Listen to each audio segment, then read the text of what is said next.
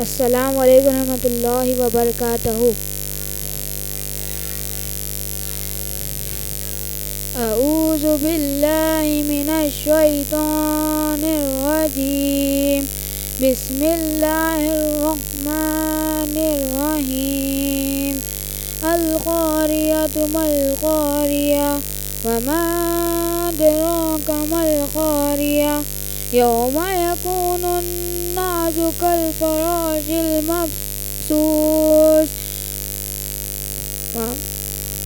وتكون الجبال كالعهن المنفوش، فأما من ثقلت موازينه فهو في عيشة راضية، وأما من خفت موازينه فأمه هاوية، وما أدراك ما هي نار حامية۔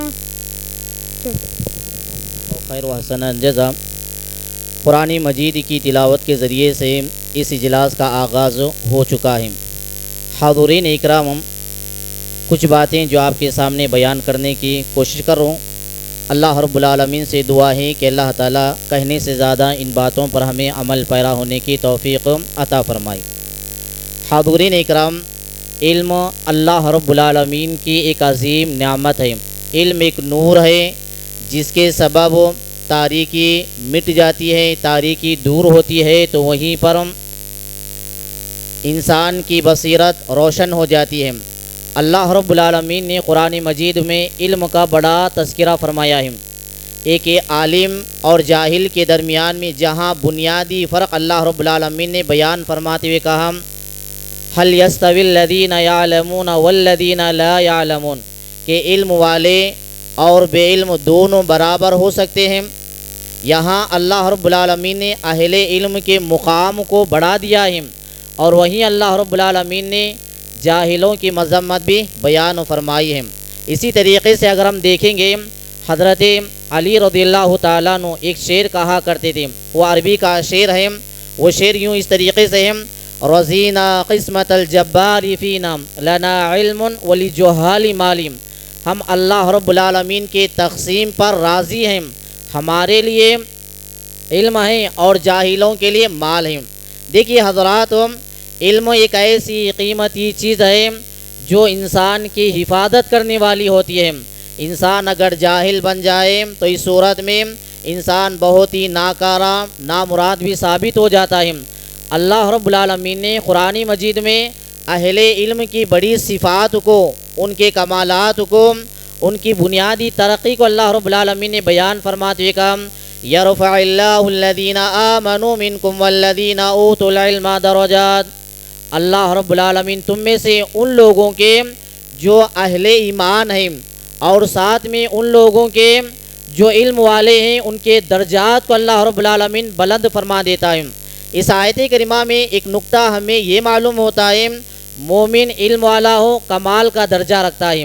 مومن علم والا ہو یہ کمال کا درجہ ہے، ہونا بھی یہی چاہیے کہ مومن کو کیا ہے، علم والا ہونا چاہیے، اور یہی ایسا علم والا مومن ہی اللہ رب العالمین کے یہاں سب سے بہترین اور سب سے اچھا شمار کیا جاتا ہے۔ کیوں؟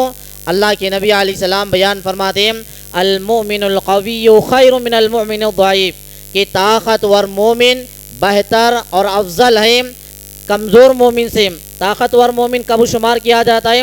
جب آدمی کی عقل ہو، آدمی کے پاس علم موجود ہو اور آدمی ترقی کے منازل طے کرنے والا ہو، وہی آدمی، وہی مومن طاقتور مومن شمار ہوتا ہے۔ آدمی ہٹا کٹا ہے، آدمی طاقتور تو موجود ہے لیکن علم نہیں ہے، عقل موجود نہ ہو، وہ صحیح معنوں میں مومن شمار نہیں ہوتا ہے، طاقتور مومن نہیں کہلاتا ہے۔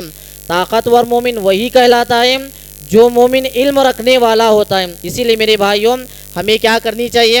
ہمیں علم کے زیور سے آراستہ ہونا ہوگا۔ جب ہم لوگ علم کے زیور سے آراستہ ہو جائیں گے تو ہم معاشرے میں پنپنے والی جو بھی بدعقیدگی ہوگی، معاشرے میں پھیلنے والی جو بھی بے حیائی کے امور ہوں گے، وہ سارے کے سارے امور کو ہم خاتمہ کر سکتے ہیں۔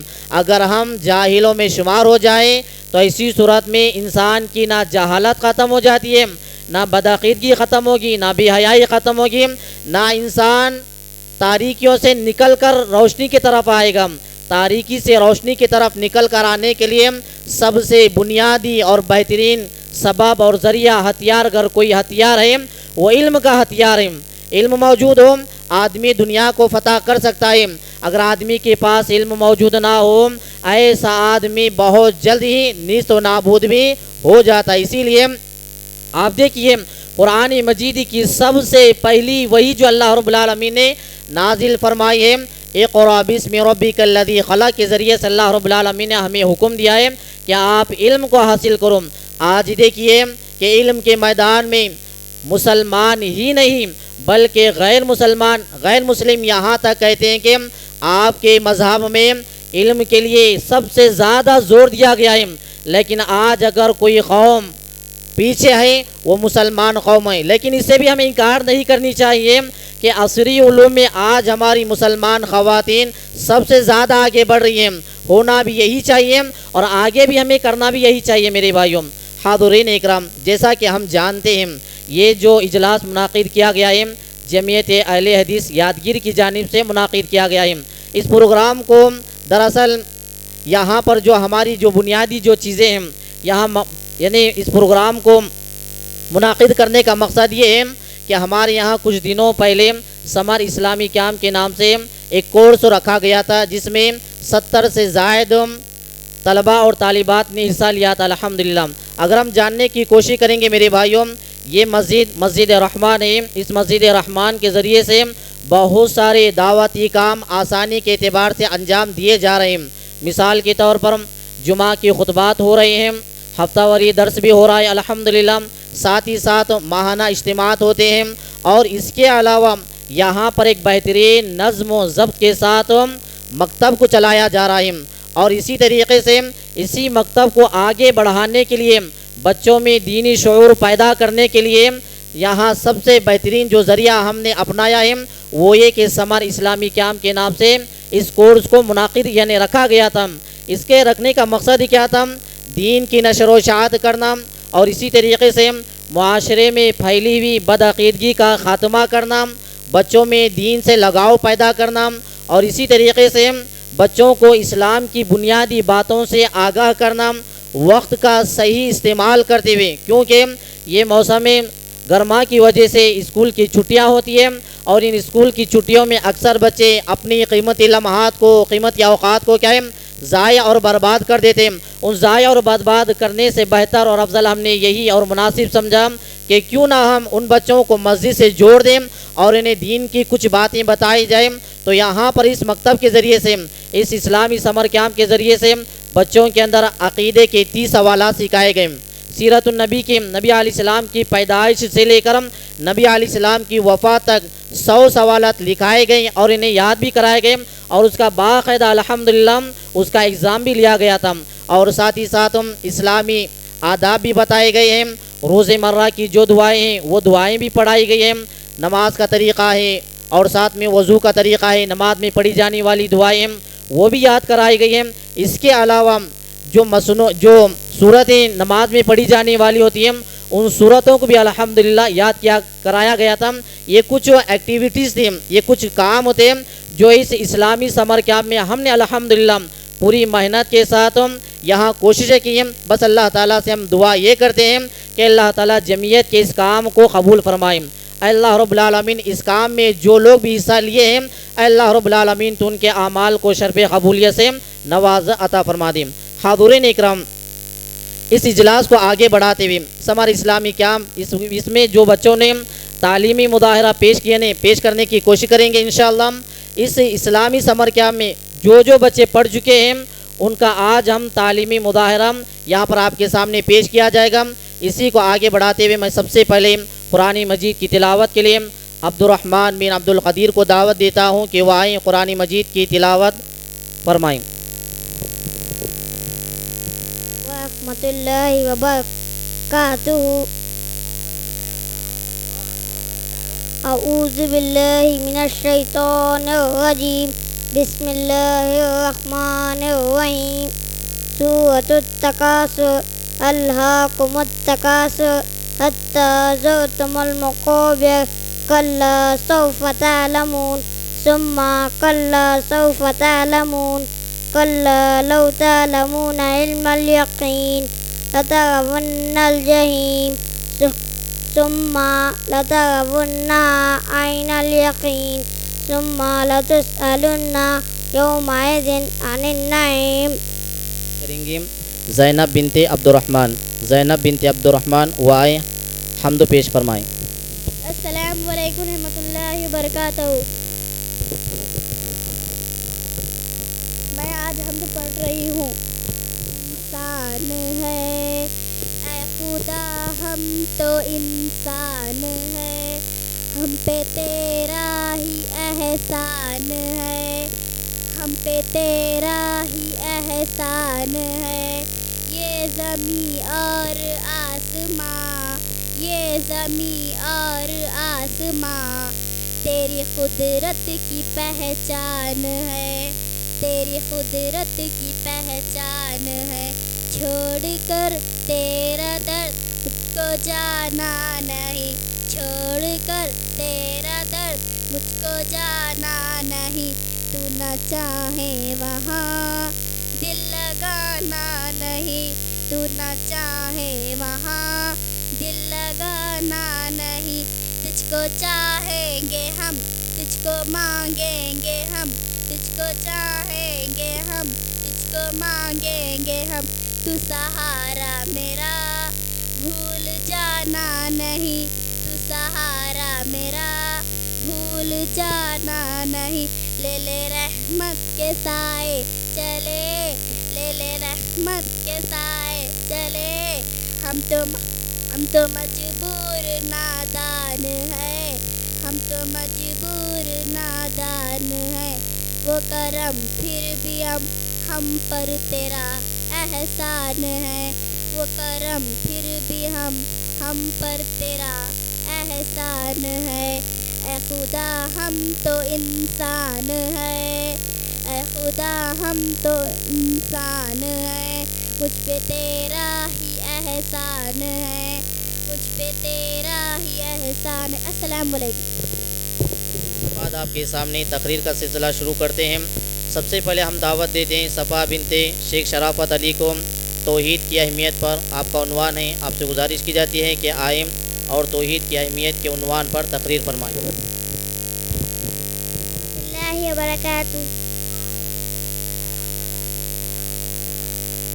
الحمدللہ رب العالمین والصلاة والسلام علی رسول الکریم. اما بعد, محترم حاضرین, آج کی اجلاس میں میری تقریر کا عنوان ہے توحید کی اہمیت. اللہ کا فرمان ہے وَإِلَٰهُكُمْ إِلَٰهٌ وَاحِدٌ لَا إِلَٰهَ إِلَّا هُوَ الرَّحْمَٰنُ الرَّحِيمُ. اور تم سب کا معبود ایک ہی ہے, اس کے سوا کوئی معبود نہیں. وہ بہت رحم کرنے والا ہے اور بڑا مہربان ہے. محترم حاضرین, توحید دین اسلام کی بنیاد ہے. توحید سب سے پہلا فرض ہے جس کا اقرار کرنا اور اسے دل و جان سے قبول کرنا ہر مسلمان پر لازم ہے.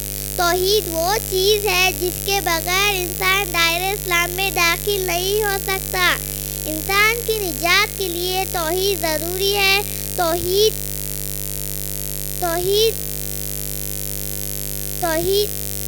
انسان کی نجات کے لیے توحید ضروری ہے. توحید تمام انبیاء کی دعوت ہے. جس نے توحید کو اپنایا وہ دنیا میں امن, چین, سکون کے ساتھ رہے گا اور آخرت میں جنت کا حقدار ہوگا. آخری میں دعا ہے کہ اے اللہ ہمیں توحید کو اپنانے والا بنا. آمین. السلام علیکم ورحمۃ اللہ. اب اس کے بعد ہم دعوت دیتے ہیں علیشہ بنت اظہر چودھری کو. وہ آئیں علم و روشنی کے عنوان پر تقریر فرمائیں.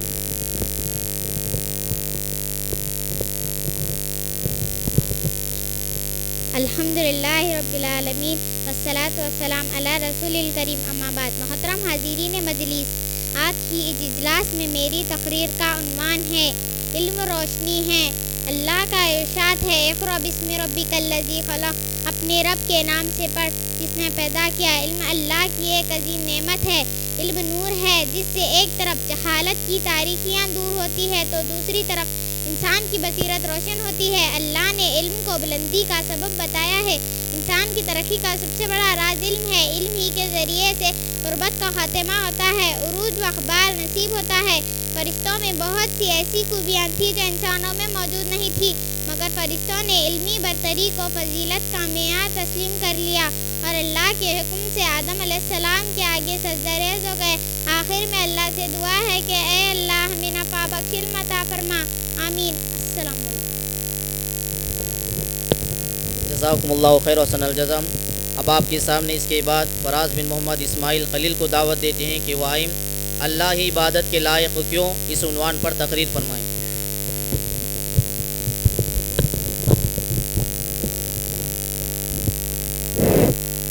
السلام علیکم ورحمۃ اللہ وبرکاتہ۔ الحمدللہ رب العالمین والصلاة والسلام علی رسول الکریم، اما بعد، اعوذ باللہ من الشیطان الرجیم، بسم اللہ الرحمن الرحیم۔ محترم حضرات، آج کی اس اجلاس میں میری تقریر کا عنوان ہے عبادت کا مستحق کون۔ معزز سامعین کرام، ہمارا رب اللہ ہے، اسی نے ساری کائنات کو پیدا کیا، وہی سب کا مالک ہے اور ساری کائنات کا نظام چلانے والا بھی وہی ہے، اس لیے عبادت کا مستحق بھی وہی ہے۔ اللہ تعالیٰ نے فرمایا وَأَنَا رَبُّكُمْ فَاعْبُدُونِ، بے شک تمہارا رب میں ہوں، لہٰذا تم میری ہی عبادت کرو۔ محترم سامعین کرام، اور جگہ اللہ تعالیٰ نے فرمایا اے لوگوں تم اپنے رب کی عبادت کرو جس نے تم کو اور تم سے پہلے لوگ کو پیدا کیا، تم متقی ہو جاؤ جس نے تمہارے لیے زمین کو فرش بنایا اور آسمان کو چھت بنایا اور آسمان سے پانی اتار کر اس سے پہلے پیدا کر کے تمہیں روزی دی، پاس جانے کے بعد اللہ کے ساتھ کسی اور کو شریک مقرر نہ کرو۔ آخر میں اللہ سے دعا ہے کہ اللہ تعالیٰ ہمیں تیری ہی عبادت کرنے والا بنا، آمین۔ جزاکم اللہ خیر و حسن الجزا۔ اس کے بعد ام عمارہ افشین بنت شکیل احمد کو دعوت دیتے ہیں کہ وہ قرآن کی فضیلت کے عنوان پر تقریر فرمائیں۔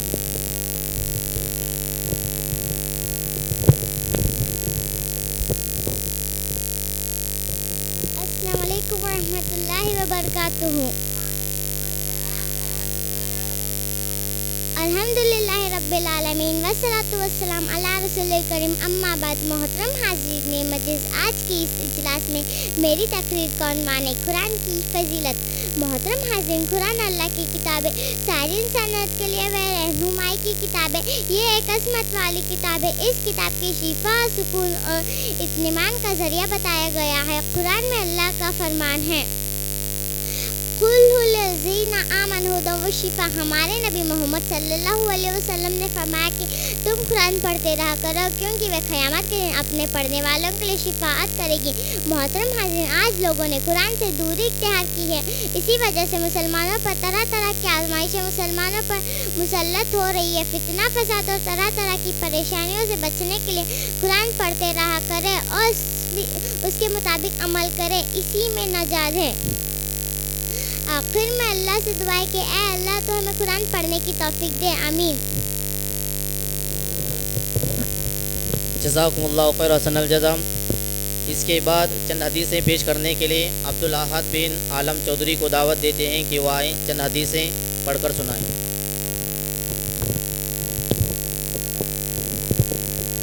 السلام علیکم ورحمۃ اللہ وبرکاتہ۔ آج میں آپ کے سامنے چند حدیثیں پڑھنے جا رہا ہوں۔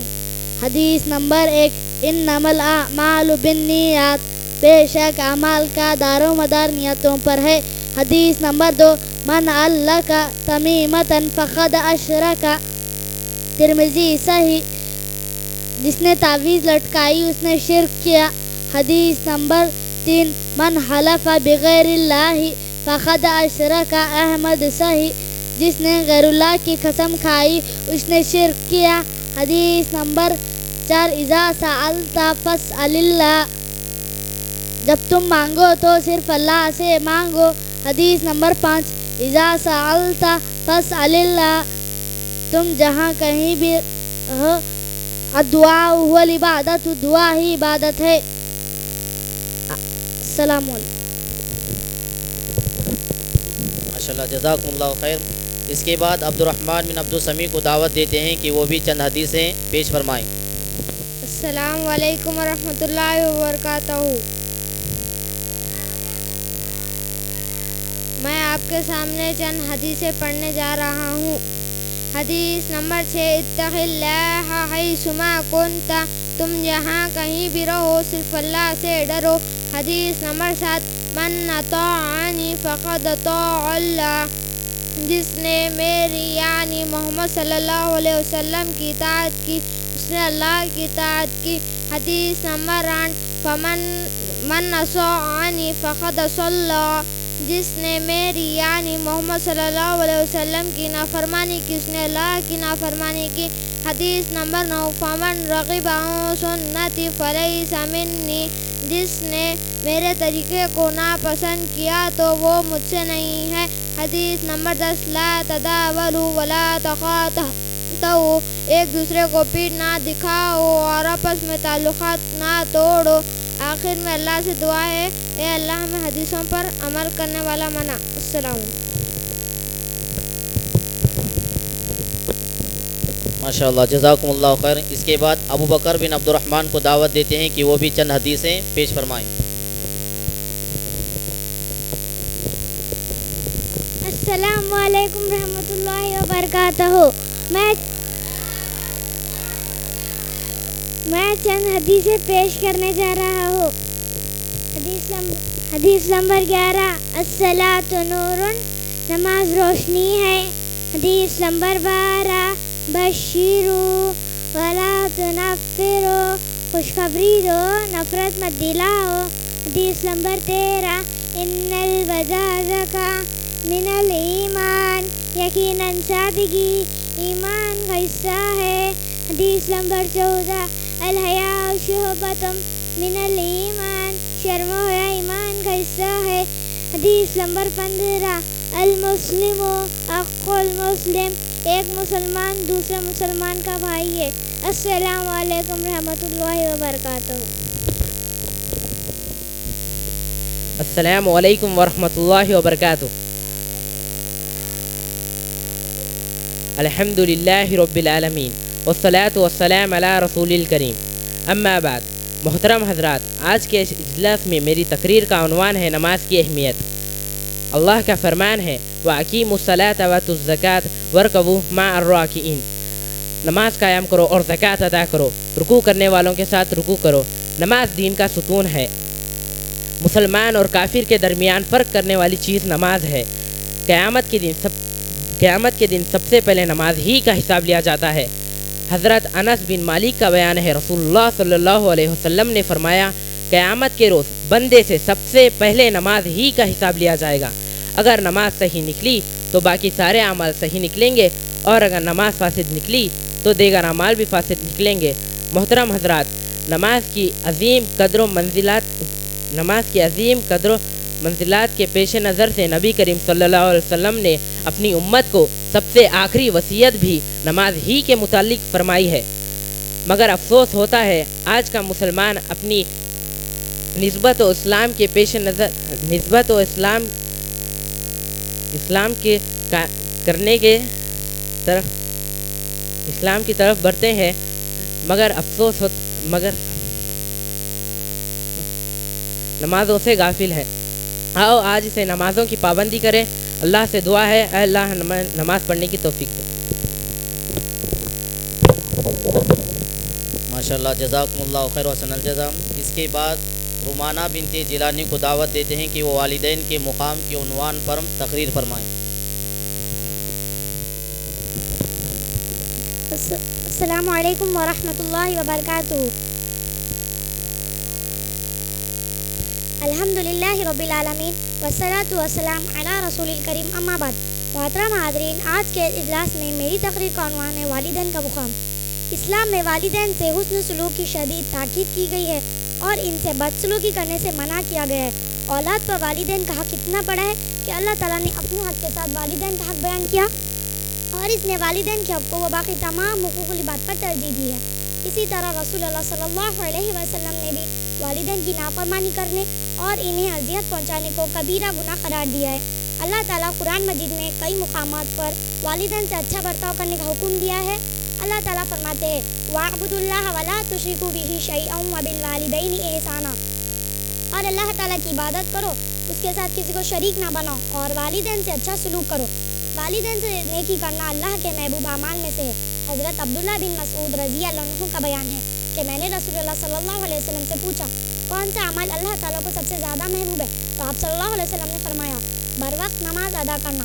میں نے پوچھا پھر کون سا, تو آپ صلی اللہ علیہ وسلم نے فرمایا والدین سے نیکی کرنا. میں نے کہا پھر کون سا, تو آپ صلی اللہ علیہ وسلم نے فرمایا اللہ کی راہ میں جہاد کرنا. والدین سے بدسلوکی کرنے والا انسان اللہ کی نظر و رحمت اور جنت سے محروم ہے. قیامت کے روز اللہ تعالیٰ 3 قسم کے لوگوں کی طرف دیکھنا تک گوارا نہیں کرے گا. نمبر 1 والدین کا نافرمان, نمبر 2 ہمیشہ شراب نوشی کرنے والا, نمبر 3 احسان جتانے والا. آخر میں اللہ سے دعا ہے ہمیں سننے سے زیادہ ان باتوں پہ عمل کرنے کی توفیق عطا فرمائے. آمین. السلام علیکم ورحمۃ اللہ وبرکاتہ. ماشاءاللہ جزاکم اللہ خیر. اس کے بعد ایک نظم پیش کرنے کے لیے عائشہ بنت مہتاب خان کو دعوت دیتے ہیں کہ وہ آئے نظم پیش فرمائیں. السلام علیکم ورحمۃ اللہ وبرکاتہ. آج میں آپ کے سامنے ایک نظم پیش کرنے والی ہوں. شرک و بدعت سے دامن بچایا کرو, شرک و بدعت سے دامن بچایا کرو, شرک و بدعت سے دامن بچایا کرو. تم نہ ہرگز مزاروں پہ جایا کرو, تم نہ ہرگز مزاروں پہ جایا کرو. شرک و بدعت سے دامن بچایا کرو. سجدہ زیبا نہیں ہے کسی کے لیے, سجدہ زیبا نہیں ہے کسی کے لیے. سامنے رب کے ہی سر جھکایا کرو, سامنے رب کے ہی سر جھکایا کرو. شرک و بدعت سے دامن بچایا کرو. بندگی ایک اللہ کی ہو صدا, بندگی ایک اللہ کی ہو صدا. تم نہ خبروں پہ سر کو جھکایا کرو, تم نہ خبروں پہ سر کو جھکایا کرو. شرک و بدعت سے دامن بچایا کرو. چھوڑ کر رب کو خبروں پہ جاتے ہو کیوں, چھوڑ کر رب کو خبروں پہ جاتے ہو کیوں. حاجتیں ساری رب کو سنایا کرو, حاجتیں ساری رب کو سنایا کرو. السلام علیکم. اب اس کے بعد محمد خان بن مہتاب خان کو دعوت دیتے ہیں کہ شرک سب سے بڑا گناہ اس عنوان پر تقریر فرمائیں.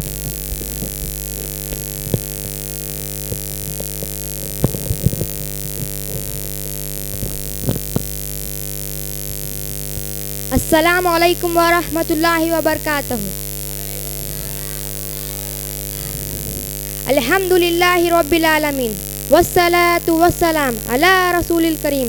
اما بعد, محترم حضرات, آج کی اجلاس میں میری تقریر کا عنوان ہے شرک سب سے بڑا گناہ ہے.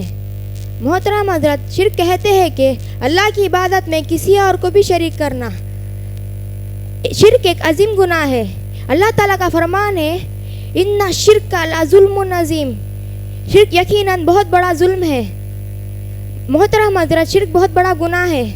حضرت ابو بکر رضی اللہ عنہ سے روایت ہے کہ نبی صلی اللہ علیہ وسلم نے فرمایا کیا میں تمہیں سب سے بڑا گناہ کے بارے میں نہ بتاؤں. ہم نے کہا کیوں نہیں اے اللہ کے رسول. نبی صلی اللہ علیہ وسلم نے کہا کہ اللہ کے ساتھ شرک کرنا اور والدین کی نافرمانی کرنا. محترم حضرت, معلوم ہوا کہ شرک سب سے بڑا گناہ ہے, اس لیے ہم اس گناہ سے بچنا چاہیے. اللہ سے دعا ہے کہ اے اللہ ہمیں شرک سے بچا. آمین. السلام علیکم ورحمۃ اللہ. جزاکم اللہ خیر. اب اس کے بعد محمد فرقان بن عارف محی الدین کو دعوت دیتے ہیں کہ وہ اللہ اور اس کے رسول سے محبت کے عنوان پر تقریر فرمائیں.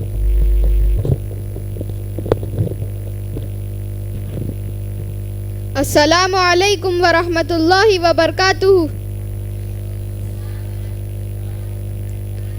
الحمد للہ رب العالمین والصلاة والسلام علی رسول الکریم. اما بعد, محترم حاضرین, آج کے اس اجلاس میں میری تقریر کا عنوان ہے اللہ اور اس کے رسول سے محبت. محترم حاضرین, ایک مسلمان کے لیے ضروری ہے کہ وہ اپنے دل میں اللہ اور اس کے رسول کی سچی محبت پیدا کرے, کیونکہ اس کے بغیر کسی بھی شخص کا ایمان مکمل نہیں ہو سکتا. محترم حاضرین، اللہ سے محبت اس لیے ہونی چاہیے کیونکہ وہی ہمارا خالق و مالک ہے، مگر سوال یہ ہے کہ ہم اللہ سے محبت کیسے کریں، اس کا طریقہ کیا ہے؟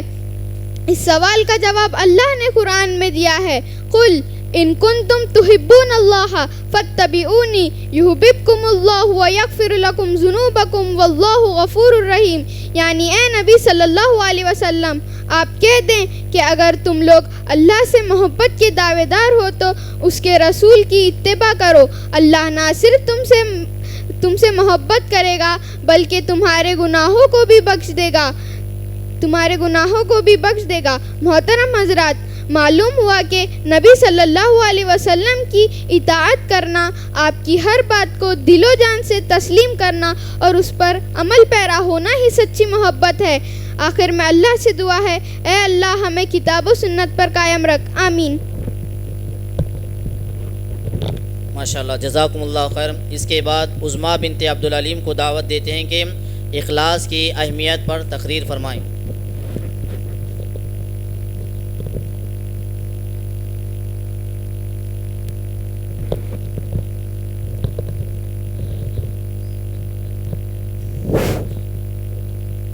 السلام علیکم ورحمۃ اللہ وبرکاتہ۔ الحمدللہ رب العالمین والصلاۃ والسلام علی رسول الکریم، اما بعد۔ محترم حاضرین، آج کے اس اجلاس میں میری تقریر کا عنوان ہے اخلاص کی اہمیت۔ اخلاص کا تعلق دل سے ہوتا ہے اور دل ہی ایمان و عقیدے کا اصل ہے۔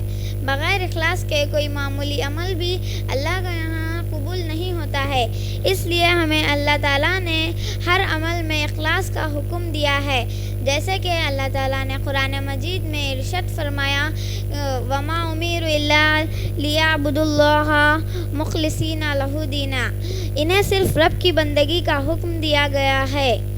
اپنے دین کو خالص کرتے ہوئے یعنی بندوں کو اللہ کے جانب سے یہ حکم ہے کہ وہ دل کے اخلاص کے اللہ کی عبادت کرے۔ آخر میں اللہ رب العالمین سے یہ دعا ہے کہ اللہ تعالی ہم سب مسلمانوں کو اخلاص کی اہمیت اور عزت کو توفیق عطا فرمائے، آمین۔ السلام علیکم۔ جزاکم اللہ خیر و حسن الجزا۔ محترم حاضرین، جیسا کہ آپ جانتے ہیں اس اسلامی سمر کیمپ میں وضو کا طریقہ، وضو کی دعائیں بھی پڑھائی گئی تھیں اور ساتھ میں نماز کا طریقہ، نماز میں ہر وہ چیز جو پڑھی جاتی ہیں وہ ساری کی ساری چیزیں الحمدللہ پڑھانے کی کوشش کی گئی تھی اور بہت سارے بچوں نے اسے یاد بھی کیا تھا۔ اسی کو یہاں پر ایک پریکٹیکلی طور پر انشاءاللہ آپ کو بتانے کی کوشش کریں گے۔ محمد اذان بن فیاض اور احمد خان کو دعوت دیتے ہیں کہ وہ آئیں، نماز کا طریقہ اور نماز میں پڑھی جانے والی دعاؤں کا طریقہ بتائیں۔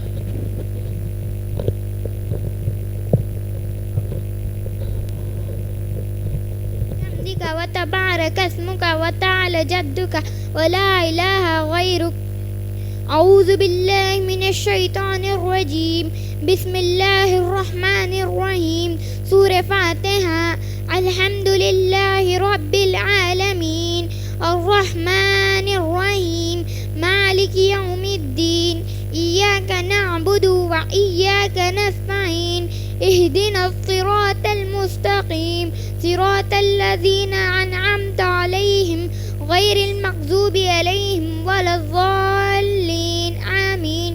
سورہ فاتحہ کے بعد آمین کہنا ضروری ہے۔ سورہ فاتحہ کے بعد کوئی ایک ضم سورہ، اعوذ باللہ من الشیطان الرجیم بسم اللہ الرحمن الرحیم قل هو اللہ احد اللہ الصمد لم یلد ولم یولد ولم یکن له کفوا احد، اللہ اکبر۔ رکوع کی دعا، سبحان ربی العظیم سبحان ربی العظیم سبحان ربی العظیم۔ رکوع کی دوسری دعا، سبحانک اللہم ربنا وبحمدک اللہم اغفر لی۔ رکوع کی تیسری دعا، سبحان قدوس رب الملائکۃ والروح سمع اللہ لمن حمدہ، ربنا لک الحمد حمدا كثيرا طيبا مباركا فيه. اللہ اکبر. سجدے کی دعا. سبحان ربی العالی، سبحان ربی العالی، سبحان ربی العالی. سجدے کی دوسری دعا. سبون قدوس رب الملائکۃ والروح. سجدے کی تیسری دعا. سبحانک اللہم ربنا وبحمدک اللہم اغفر لی. اللہ اکبر. دونوں سجدوں کے درمیان کی دعا. رب اغفر لی، رب اغفر لی. دونوں سجدوں کے درمیان کی دوسری دعا. سبحانک اللہم اغفر لی، اللہم اغفر لی وارحمنی واہدینی واجبرنی وعافنی وارزقنی وارفعنی. اللہ اکبر. سبحان ربی العالی، سبحان ربی العالی، سبحان ربی العالی. سبون قدوس رب الملائکۃ والروح. سبحانک اللہم ربنا وبحمدک اللہم اغفر لی. اللہ اکبر.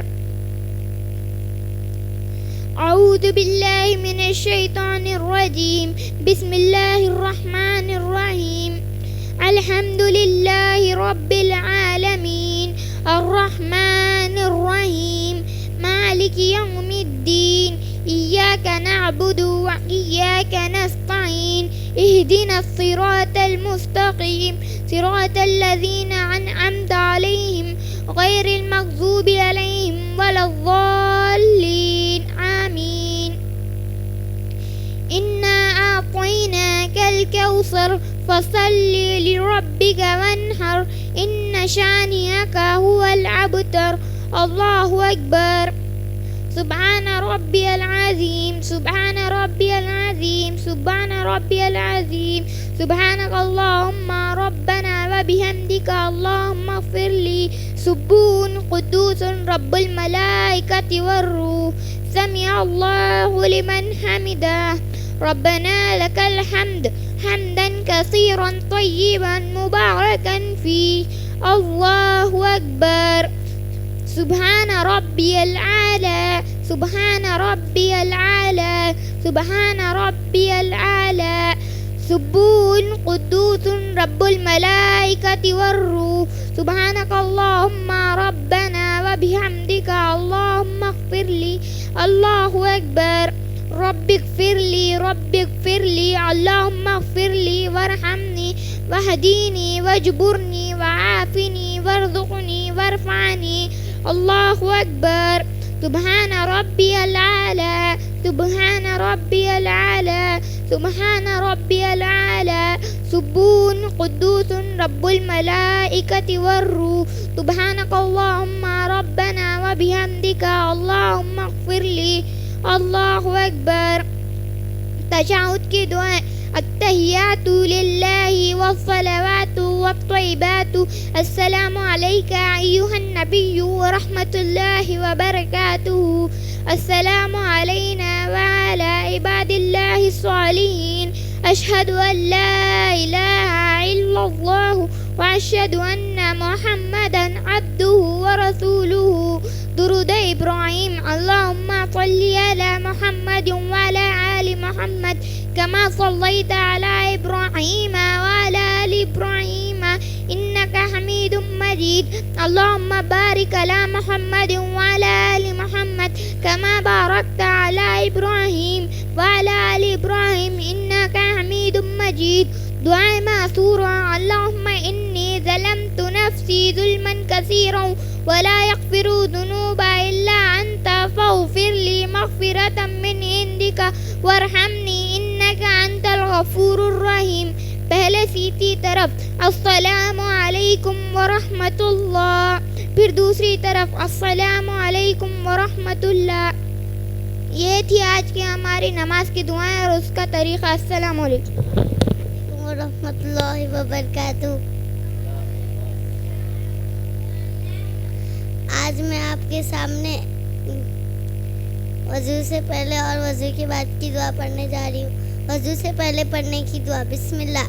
وضو کے بعد کی دعا اشہد ان لا الہ الا اللہ وحدہ لا شریک لہ واشہد ان محمدا عبده ورسوله اللهم اجعلني من التوابين واجعلني من المتطهرين. السلام علیکم. جزاکم اللہ خیر حسن الجزا. اب اس کے بعد عروض مرہ کی دعائیں کے لیے عثمان بن شکیل احمد کو دعوت دیتے ہیں کہ وہ آئیں عروض مرہ کی دعائیں پڑھ کر سنائیں. السلام علیکم ورحمۃ اللہ. السلام علیکم ورحمۃ اللہ وبرکاتہ. آج میں آپ کے سامنے ڈیلی روٹین کے دعائیں سنانے جا رہا ہوں. کلمہ شہادت اشہد ان لا الہ الا اللہ و اشہد ان محمدن عبدہ و رسولہ. کھانا کھاتے جب کی دعا بسم اللہ. شروع میں بھول جائے تو دعا پڑھے بسم اللہ اول و آخر. کھانا کھانے کے بعد کی دعا الحمدللہ اطعمنی ھذا ورزقنی من غیر حول منی ولا قوہ. سوتے وقت کی دعا اللہم بسمک اموت و احیا. سو کر اٹھتے جب کی دعا الحمدللہ الذی احیانا بعد ما اماتنا ولم یشعر. گھر سے باہر نکلتے جب کی دعا بسم اللہ توکلت علی اللہ لا حول ولا قوۃ الا باللہ. گھر میں داخل ہوتے جب کی دعا اللہم انی اسألک الخیر المولج و خیر المخرج. بسم اللہ ولجنا و بسم اللہ خرجنا وعلی اللہ ربنا توکلنا. آئینے میں چہرہ دیکھتے جب کی دعا اللہم انت حسنت خلقی فحسن خلقی. بیت الخلاء میں جاتے جب کی دعا اللہم انی اعوذ بک من الخبث والخبائث. بیت الخلاء سے باہر آتے جب کی دعا کفرانہ کا. مسجد میں داخل ہوتے جب کی دعا بسم اللہ اللہم افتح لی ابواب رحمتک. بیت الخلاء سے باہر نکلتے جب کی دعا بسم اللہ الصلاۃ والسلام علی رسول اللہ. اللہم انی اسألک من فضلک. یہ ہے آج ہماری روزے مروائے کے دعائیں. اللہ آپ سب کو دعائیں پڑھنے کی ہدایت ہو. آمین. ماشاءاللہ جزاکم اللہ خیر. اس کے بعد عبد الرحمن بن عالم چودھری کو دعوت دیتے ہیں کہ وہ آیت الکرسی پڑھ کر سنائیں.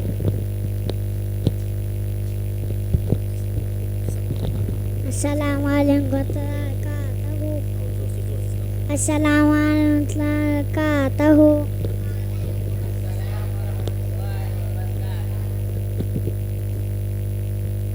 آیت الکرسی اللہ لا الہ والقیوم لا تأخذه سنة ولا نوم له ما في السماوات وما في الأرض من ذا الذي يشفع عنده إلا يعلم ما بين أيديهم وما خلفهم ولا يحيطون بشيء من علمه إلا بما شاء وسع كرسيه السماوات وما في الأرض ولا يؤوده حفظهما وهو العلي العظيم. السلام عليكم ورحمة الله وبركاته.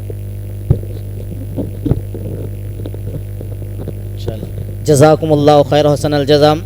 محترم حاضرین، یہ تھے سمر اسلامی کیمپ کے طلباء و طالبات جنہوں نے اس کیمپ میں رہ کر بہت ساری دین کی بنیادی باتوں کو سیکھا سمجھا اور اس پر الحمدللہ عمل پیرا بھی ہو رہے ہیں. ہم اللہ تعالیٰ سے دعا کرتے ہیں کہ اللہ تعالیٰ ان کے علم میں اضافہ فرمائے، اللہ تعالیٰ ان کی عمر میں برکت عطا فرمائے، اللہ رب العالمین انہیں دین کا داعی عالم و حافظ بنائے تاکہ یہ بھی دین کی خدمت انجام دے سکیں. حاضرین اکرام، الحمدللہ ابھی تک آپ بچوں کی قرات، حمد، نظم اور نعتیں، دعائیں، احادیث، تقاریر کو سن رہے تھے.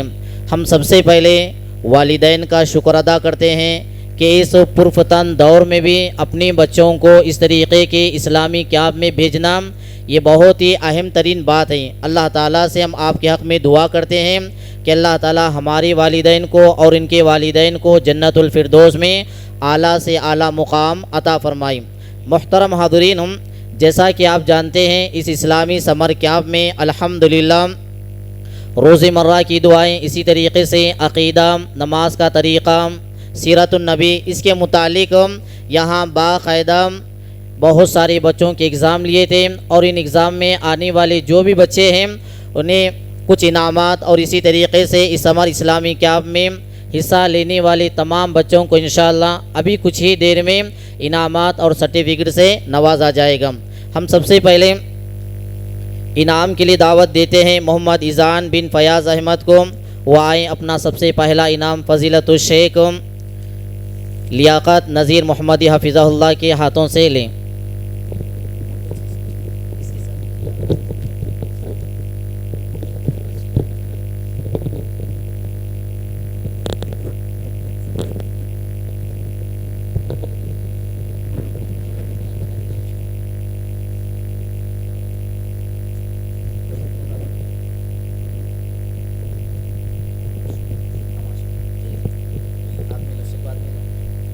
ماشاءاللہ جزاکم اللہ خیر۔ اس کے بعد دوسرا انعام ظفیرہ، جو کہ سیرت النبی صلی اللہ علیہ وسلم کے اس ایگزام میں انہوں نے 100 کے 100 پورے مارکس حاصل کیے تھے الحمدللہ۔ دوسرا انعام ظفیرہ بنت کلیم الدین کو، ہاں وہی ہے۔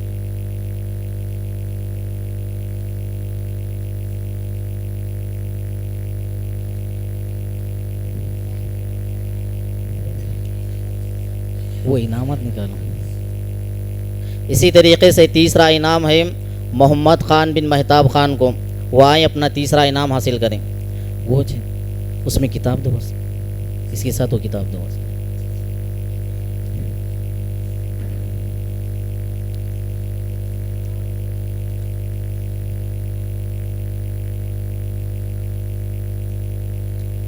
جزاکم اللہ خیر۔ اسی طریقے سے کچھ اور بچے ہیں جو انعام اور اسی طریقے سے سرٹیفکیٹ کے مستحق ہیں۔ ہم سب سے پہلے دعوت دیتے ہیں زبیحہ فاطمہ بنت محمد کلیم الدین کو۔ وہ نکال تو دیکھیں۔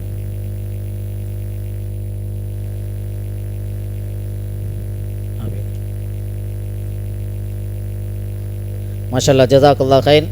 اسی طریقے سے اس کے بعد مدیحہ طاہرین بنت شیخ شکور کو بھی دعوت دیتے ہیں۔ اور آپ ہی ان کے والد صاحب کو دعوت، شیخ شکور صاحب کو دعوت دیتے ہیں کہ ان کے بیٹی کا انعام وہ خود حاصل کریں۔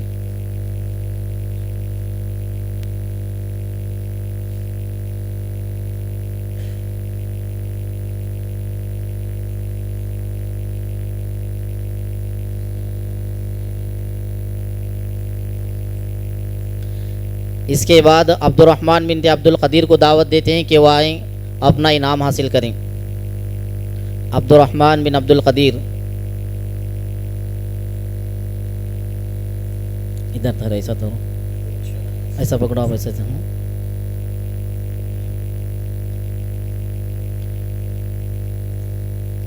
اس کے بعد علیشہ کو دعوت دیتے ہیں، علیشہ بنت خورشید اظہر چودھری کو دعوت دیتے ہیں کہ وہ بھی آئیں انعام اور سرٹیفکیٹ حاصل فرمائیں۔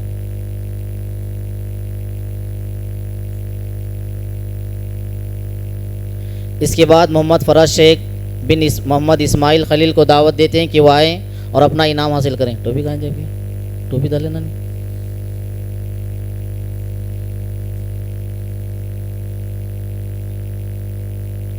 اس کے بعد عظما بنت عبد العلیم کو دعوت دیتے ہیں کہ وہ بھی آئیں اپنا انعام حاصل فرمائیں۔ ذرا آپ سائڈ دو، جس کی انعامت انہوں آنے میں اتر۔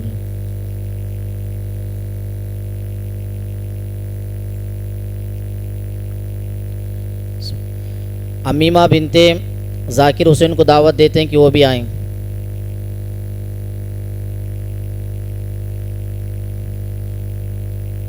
ادھر سامنے دیکھو جی امیمہ۔ اس کے بعد عثمان بن شکیل احمد کو دعوت دیتے ہیں کہ وہ بھی آئیں اپنا انعام حاصل کریں۔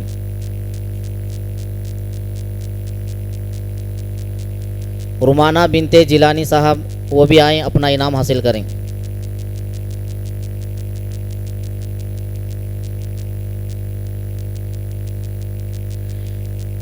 عائشہ بنت مہتاب خان آئیں اپنا انعام حاصل کریں۔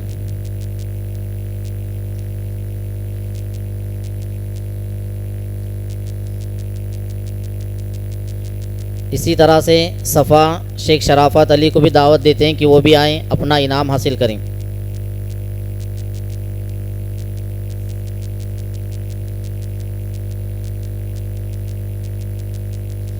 اس کے بعد ام عمارہ افشین شکیل احمد کو دعوت دیتے ہیں کہ وہ بھی آئیں اپنا انعام حاصل کریں۔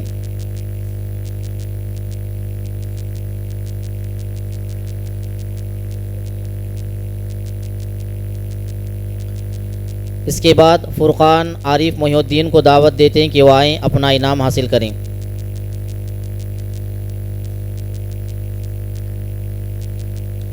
اسی طریقے سے یحییٰ خان عبداللہ خان کو دعوت دیتے ہیں کہ وہ آئیں اپنا انعام حاصل کریں۔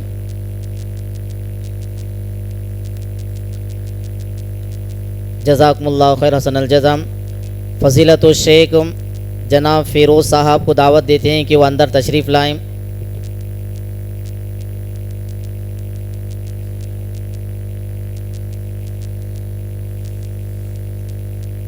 دیتے ہیں کہ وہ آئیں اپنا انعام فضیلت الشیخ فیروز صاحب فیروز عمری حفظہ اللہ کے ہاتھوں کے ذریعے سے حاصل کریں۔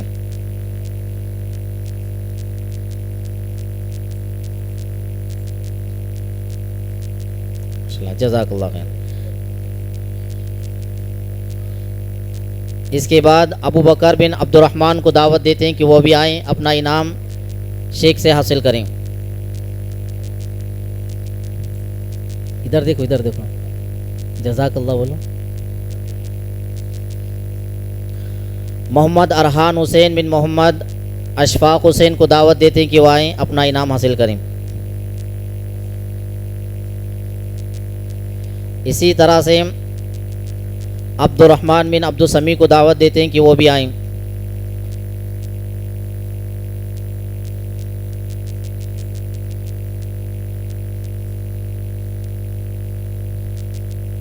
اس کے بعد احمد خان بن مہتاب خان کو دعوت دیتے ہیں کہ وہ بھی آئیں اپنا انعام حاصل کریں۔ اس کے بعد شفا تحسین بن خورشید اظہر چودھری کو دعوت دیتے ہیں کہ وہ بھی آئیں اپنا انعام حاصل کریں۔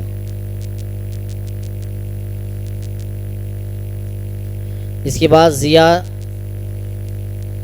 بن جیلانی کو دعوت دیتے ہیں کہ وہ بھی آئیں اپنا انعام حاصل کریں۔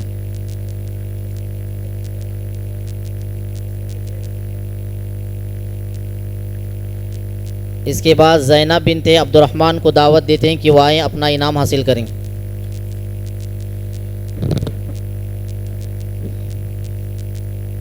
یہ طوبہ ہے، طوبہ اوپر ہیں۔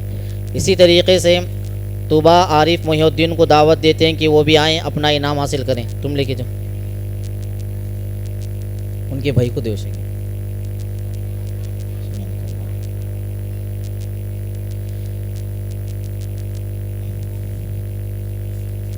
یہ ہے یہ ٹائم ہوتا دیں گے، ٹائم ہوتا دیں گے، اس کا نام بھی لیا جائے، وہ آئیں اور اب جلدی سے جلد اپنا انعام حاصل کریں۔ عائشہ تبسم محمد ذاکر، عائشہ تبسم محمد ذاکر، محمد اسد بن محمد ذاکر، محمد طلحہ محمد صابر، قبا محمد عبدالسبحان، الفیہ جیلانی، عریشہ عبدالعلیم، ابو بکر احمد عبدالفرقان، محمد احسان محب، تم لو محب کا،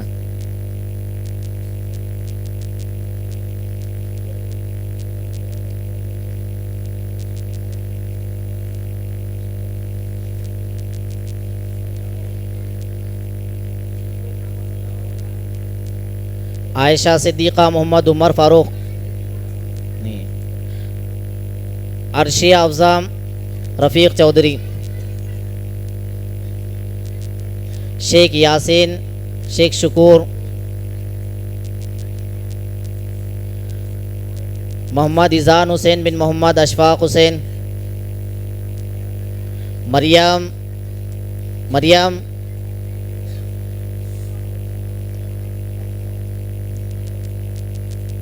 سدرا نام، عمر عبداللہ منیار، محمد انس طلحہ، محمد مفصل شیخ، محمد دانش، محمد یاسین عارف، دافیہ عبدالعلیم، عرفات شیخ شرافت علی، عبدالاحد عبدالعلیم، عالم چودھری،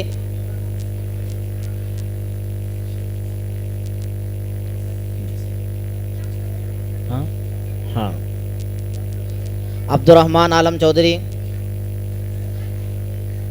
لے کے جاؤ. تم بھی آؤ جی, تم 2 جنے بھی آؤ. آؤ بیٹا 2 جنے بھی آؤ. الحمدللہ یہ اسلامی سمر کیمپ میں حاصل کرنے والے انعامات اور اسی طریقے سے ان کے سرٹیفکیٹ تھے جو بحسن خوبی الحمدللہ اختتام کو پہنچی ہے. اب اس اجلاس کے آخری کڑی فضیلت الشیخ لیاقت نذیر محمدی حفظہ اللہ کا خطاب رہے گا. ہم شیخ محترم کو دعوت دیتا ہوں کہ وہ آئیں اور کچھ مفید باتوں کے ذریعے سے ہمیں نوازیں. فلیتفضل مشکورا.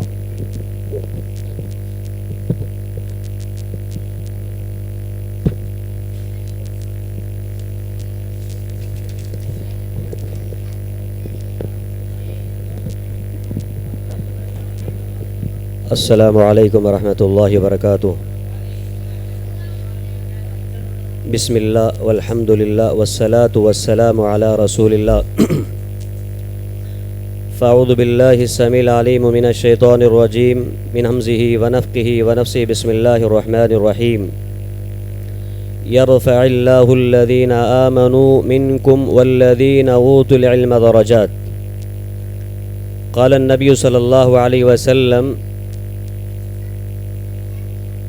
خیرکم من تعلم القرآن وعلمہ. لے دے کر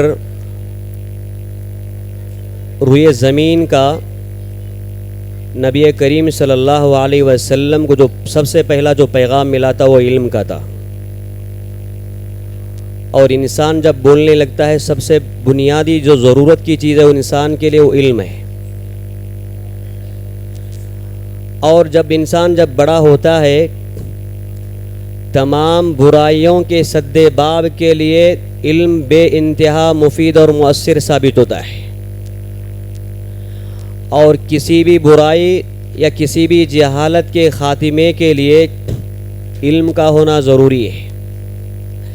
اللہ نے اسی علم کی تعریف فرماتے ہوئے کہا یرفع اللہ الذین آمنوا منکم والذین اوتوا العلم درجات. جو علم حاصل کرتے ہیں سب سے پہلی بات اللہ نے فرمائی ان کا مقام اور مرتبہ اونچا ہو جاتا ہے. دوسرا فائدہ یہ ہے کہ اللہ تبارک و تعالی علم دین کے حاصل کرنے کی وجہ سے درجات میں بلندی ہو جاتی ہے. کسی اہل علم کا قول ہے لا يستقيم ایمان عبد حتى يستقيم لسانه. ایک بندے کا ایمان اس وقت تک درست نہیں ہوتا یہاں تک کہ اس کا دل صحیح سالم نہ ہو. ولا يستقيم قلبا حتى يستقيم لسانه. اس کا دل درست نہیں ہو سکتا یہاں تک کہ اس کا زبان یا اس کی زبان درست نہ ہو جائے. امام حسن بصری رحمۃ اللہ علیہ ارشاد فرماتے ہیں العلم علمان. علم 2 طرح کا ہوتا ہے. ایک علم ہوتا ہے پہلا علم نافع جو ہمیں دنیا میں ہدایت کی توفیق ملتی ہے اور مرنے کے بعد اللہ تبارک و تعالیٰ کی جنت عطا ہوتی ہے. انہوں نے کہا العلم علم باللسان. جو علم کا پہلا مرتبہ پہلا جو درجہ ہے وہ زبان کا ہے. جیسا کہ تمام محدثین کا اس بات پر اتفاق ہے کہ ایمان کے 3 اجزاء ہیں. پہلا جز تصدیق بالجنان دل سے گواہی دینا. اقرار باللسان زبان سے اقرار کرنا. اگر کوئی آدمی شہادتین کی گواہی دینا چاہتا ہے تحریری شکل میں اس کی شہادتین ناقابل قبول ہے. جب تک کہ تحریری شکل کی بجائے زبان سے جب تک اقرار نہیں کرتا فرشتے اس کا نام دفتر میں نہیں لکھیں گے. تو علم کا پہلا جو درجہ ہے وہ انسان کی زبان ہے. اللہ تبارک و تعالی فرماتا ہے الم نجعل له عینین ولسانا وشفتین، کیا ہم نے آنکھ نہیں بنائی، زبان اور 2 ہونٹ عطا کیے. تو یہ زبان تمام علم کا باپ کا درجہ حاصل رکھتی ہے اور تمام نعمتوں پر ماں کا درجہ حاصل رکھتی ہے. اور انسان کے جسم میں جو علم داخل ہوتا ہے اسی زبان کی وجہ سے. تو بہرحال حتی یستقیم لسانک، انسان کی زبان اگر درست ہو جائے تو علم حاصل کرنے کے لیے بے انتہا آسان بن جاتا ہے. تو اپنی اولاد کو سب سے زیادہ اپنے بچوں کی زبان کی اصلاح کرنا چاہیے. جیسا کہ اللہ کے نبی صلی اللہ علیہ وسلم کی وہ روایت مشہور آپ سنتے رہتے ہیں، روزانہ ایک صرف 360 اعضاء میں سے صرف ایک عضو ایسا ہے جو بات کرتا ہے. اتق اللہ فینا، اے اعضاء تم اللہ سے ڈرو ہمارے تعلق سے. یہ زبان خطاب کرتی ہے. تو معلوم ہوا یہ خطاب کب کرتی ہے؟ اسے علم آ چکا ہے، زبان کو پتہ چل چکا ہے. اگر غلطی ہو جائے گی تو یہ تمام اعضاء مجرم بن جائیں گے اور تمام اعضاء گناہ میں ملوث ہو جائیں گے. اس لیے یہ زبان اقرار یعنی کہتی ہے کہ اے اعضاء تم ہمارے تعلق سے ڈرو، کہیں تم ٹیڑھی نہ ہو جانا. زبان کہتی ہے اگر تم ٹیڑھے ہو جاؤ گے تو ہم بھی ٹیڑھے ہو جائیں گے، تم اگر درست ہو جاؤ گے سیدھے رہو گے تو ہم بھی صحیح سالم رہیں گے، بچ جائیں گے. تو معلوم یہ ہوا علم کا حاصل کرنے کا جو پہلا جو راستہ ہے، پہلا جو ذریعہ ہے، درجہ ہے، وہ زبان ہے. انسان جتنا زیادہ اپنی زبان کو اچھا رکھے گا بڑی آسانی کے ساتھ اس کے سینے میں علم اتر جائے گا. تو بہرحال یہ علم کے تعلق سے کچھ باتیں تھیں. اللہ کے نبی علیہ الصلوۃ والسلام نے فرمایا تم میں بہتر انسان وہ ہے جو قرآن کو سیکھے پڑھے اور پھر دوسروں کو سکھائے پڑھائے. روئے زمین پر مقام اور مرتبے کے اعتبار سے ان سے بڑھ کر کوئی نہیں ہو سکتا ہے. آج اگرچہ علماء اور حفاظ کا مقام ایک عام جنتا کے برابر ہوگا، لیکن کچھ لوگوں کے دلوں میں ان کا مقام اور مرتبہ بادشاہ سے بڑھ کر ہے. ایک دور تھا خانہ کعبہ میں بادشاہ بھی پہنچا کرتے تھے، امام عطا بھی پہنچا کرتے تھے، لیکن بادشاہ کو مجبوراً حج کے مسائل کے لیے امام عطا کے پاس پہنچنا پڑتا تھا. اندازہ لگائیں، بادشاہ چاہتا تو امام عطا کو اپنی محفل میں اپنے دربار میں بلا سکتے، لیکن اس کے باوجود علم کی تکریم کی وجہ سے حج کے مسائل کبھی ضرورت پڑ گئے دوران حج جو ہے امام عطا کے پاس پہنچتے اپنے مسائل کا علم حاصل کر لیتے. علم و مقام اور مرتبہ عطا کرتا ہے. آخری باتوں میں سے ایک بات، اللہ کے نبی نے فرمایا من سلک طریقا یلتمس فیہ علما، جو آدمی علم کے راستے کو اختیار کر لیتا ہے، علم کے حاصل کرنے کا جذبہ اپنے دل میں ٹھان لیتا ہے اور اپنے آپ کو مسجدوں سے مکتبوں سے اپنے بچوں کو جوڑ دیتا ہے، مدارس سے جوڑ دیتا ہے. اس ہندوستان میں جو آج ہم نماز پڑھنے کا جو طریقہ سیکھے ہیں یہ علماء کی محنت ہے، حفاظ کی محنت ہے، کسی انجینئر کی محنت نہیں ہے، کسی ڈاکٹر کی محنت نہیں ہے. اسی ہندوستان کی سرزمین پر بہت سارے قبائل، بہت سارے قبیلے آریہ سماج میں داخل ہو رہے تھے. اس دور میں علماء نے آگے بڑھ چڑھ کر مسجدوں کے جال کو بچھا دیا، مکاتب اور مدارس کے جال کو بچھا دیا. آج الحمدللہ جو سیکھتے ہیں یہ علماء کی محنت کا فیض ہے. یہ اللہ کی توفیق، اس کی مہربانی، اس کی مطلب سمجھو کہ اللہ تبارک و تعالیٰ کی عنایت کے بعد سب سے زیادہ جو محنت ہوتی ہے وہ علماء کرام کی محنت ہوتی ہے. الحمدللہ اس محفل کے پیچھے، بچوں کے پیچھے جنہوں نے محنت کی ہے، اللہ سے دعا کرتے ہیں کہ سب سے پہلے محنت کرنے والے اور جنہوں نے اپنے بچوں کو مسجد تک کاروبار کے چھوڑتے ہوئے یا نوکری کا وقت کو ٹالتے ہوئے جنہوں نے اپنے بچوں کو مسجد تک لا کر چھوڑے ہیں، ہم اللہ سے دعا کرتے ہیں کہ اللہ تبارک و تعالی ان کے بچوں کو جنتی بنائے. اللہ تبارک و تعالی اس کا بہتر سے بہتر بدلہ اللہ ان کے دونوں والدین کو عطا فرمائے. اللہ تبارک و تعالی زندگی میں آنے والے مصیبتوں کو دور فرما دے, اور چھوٹے چھوٹے معصوم بچوں کی وجہ سے اللہ ان کے گھروں کو جنت نما گھر بنا دے. آج کے آئے مہمان بھی موجود ہیں. اللہ تبارک و تعالیٰ سے دعا کرتے ہیں, تمام شرکاء کا بھی ہم شکریہ ادا کرتے ہیں جو بارش کے ہوتے ہوئے بھی الحمدللہ یہاں پر پہنچے ہوئے. اہلاً و سہلاً مرحباً بکم. السلام علیکم ورحمۃ اللہ وبرکاتہ.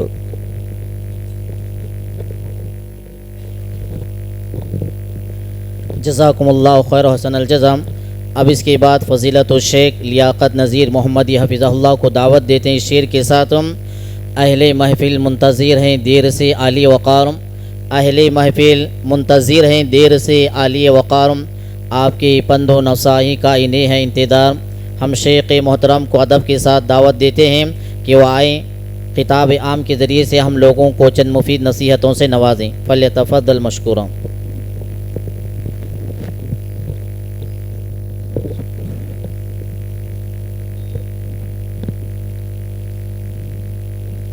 السلام علیکم ورحمۃ اللہ وبرکاتہ.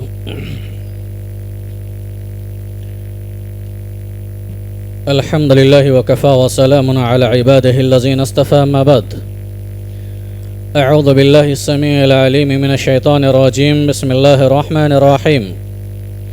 یا ایہا الذین آمنوا قوا انفسکم واہلیکم نارا وقودها الناس والحجارة عليها ملائكة غلاظ شداد لا يعصون الله ما أمرهم ويفعلون ما يؤمرون. رب اشرح لي صدري ويسر لي أمري واحلل عقدة من لساني يفقه قولي رب زدني علما. سب سے پہلے ہم اللہ تبارک و تعالیٰ کا شکر ادا کرتے ہیں کہ اللہ تبارک و تعالیٰ نے ہمیں ایک بابرکت اور دینی علمی مجلس میں اکٹھا ہونے کی توفیق عطا فرمائی. اللہ سے دعا ہے کہ اللہ تبارک و تعالی ہم سب کا آنا, بیٹھنا, سننا اور سنانا قبول فرمائے, اور سنی ہوئی باتوں پر کہنے والے کو, سننے والوں کو کہی اور سنی ہوئی باتوں پر عمل کرنے کی توفیق عطا فرمائے. قابل مبارکباد ہیں ضلعی جمعیت اہل حدیث یادگیر کے ذمہ داران. اسی طریقے سے بالخصوص اس مجلس کے, اس محفل کے روح رواں مدرس, امام, ان بچوں کے پیچھے محنت کرنے والے فضلۃ الشیخ محمد رفیق جامعی حفظہ اللہ. بچوں کو ٹرینڈ کرنا, بچوں کو پڑھانا یہ کوئی معمولی بات نہیں ہے, بڑی محنت لگتی ہے. بچے ہوتے ہیں, بچوں کے پیچھے وقت لگانا یہ بڑی محنت کا کام ہے. اللہ جزائے خیر دے. اللہ تبارک و تعالی اس چیز کو ان کے لیے ذخیر آخرت بنائے.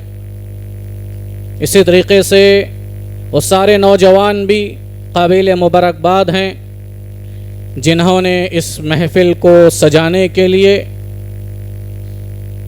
اپنا وقت دیا, مشورہ دیا, اور ساتھ ہی ساتھ وہ سارے لوگ بھی قابل مبارکباد ہیں جنہوں نے اپنے بچوں کو یہاں پر شریک کیا, اور جس طریقے سے بھی اس پروگرام کے لیے تعاون کیا ہے.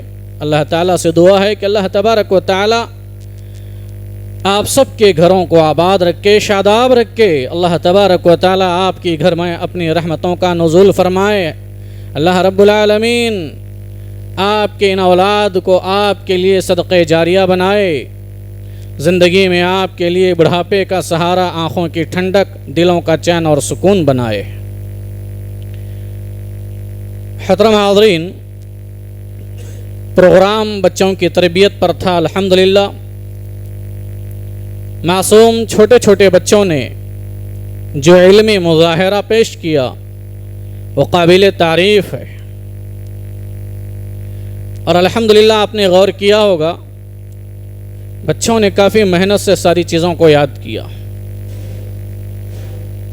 اور اس سے بھی بڑی بات, اس طریقے کا یہ نوعیت کا پروگرام پہلا پروگرام یہاں پر ہو رہا ہے, اور ایسے پہلے پروگرام میں یہ چھوٹے چھوٹے معصوم بچوں کا اتنے لوگوں کے سامنے کھڑے ہو کر کے کوئی بات کہنا یہ بڑی ہمت کی بات ہے میرے بھائی اور دوستو. یہ اچھوں کی بس کی بات نہیں ہوتی ہے. اچھے بھی یہاں پر اسٹیج پہ آ کر کے بولنے میں لڑکھڑا جاتے ہیں, ان کے قدم ڈگمگانے لگتے ہیں. یہ اللہ کا احسان ہے کہ یہ چھوٹے چھوٹے معصوم بچے, وہ بچے کو دیکھیے آپ ماشاءاللہ آیت الکرسی سنایا. اللہ تعالیٰ مزید ترقی دے سارے بچوں کو. وہ بچے کی عمر آپ دیکھیے, اس کا لڑکپن, اس کا بچپنا آپ دیکھیے. سارے لوگوں کے سامنے کھڑے ہو کر کے پیش کرنا یہ بڑی ہمت کی بات ہے. یہ اللہ کی دین ہے, یہ اللہ کی توفیق ہے, یہ اللہ کا انعام ہے بس. ورنہ اچھے بھی یہاں پر آنے کے بعد بولنے میں لڑکھڑا جاتے ہیں, زبان ڈگمگانے لگتی ہے, پیر لڑکھڑانے لگتے ہیں, پسینہ ہو جاتے ہیں. یہ پہلا یادگیر میں اس نوعیت کا پروگرام, لیکن اس کے باوجود بچوں کا اسٹیج پہ آ کر کے اس جذبے اور جسارت کے ساتھ تقریر کرنا, احادیث کو سنانا, قرآنی آیات کو پڑھنا, حمد و نعت کا پڑھنا, یقیناً یہ قابل دید ہے اور اس کے پیچھے بڑی محنت ہے. اسی لیے میں پھر ایک بار مبارکباد دیتا ہوں اس مسجد کے مدرس اور امام حافظ رفیق صاحب جامعی کو. کافی محنت انہوں نے کی, اللہ تبارک و تعالیٰ ان کی محنتوں کو قبول فرمائے. اور آپ لوگوں نے بھی اس کے لیے پیچھے محنت کی ہے, لیکن یہ ایک مدرس کی محنت بڑی محنت ہوتی ہے. اللہ تبارک و تعالیٰ آپ کی محنتوں کو قبول فرمائے. محترم حاضرین, آئیے کچھ باتیں اولاد کی تربیت سے متعلق بتا کر میں اپنی بات کو ختم کروں گا.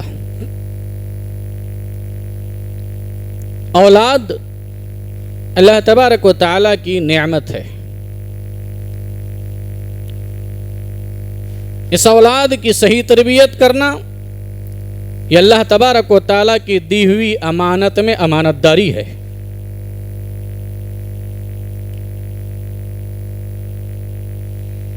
یہ ذی الحجہ کا مہینہ شروع ہوا.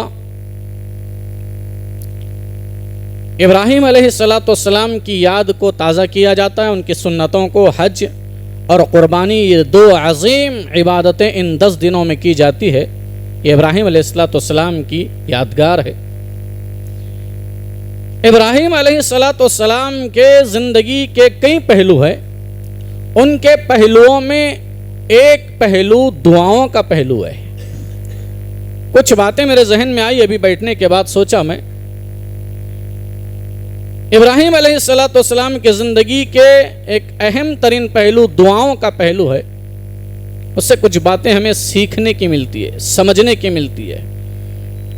اولاد اللہ تعالیٰ کی نعمت ہے.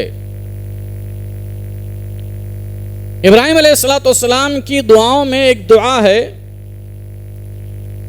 ربی ہب لی من الصالحین. ابراہیم علیہ السلام کی دعا سے کیا سبق مل رہا ہے؟ یہ دعا سے ہمیں کیا سمجھ آ رہا ہے؟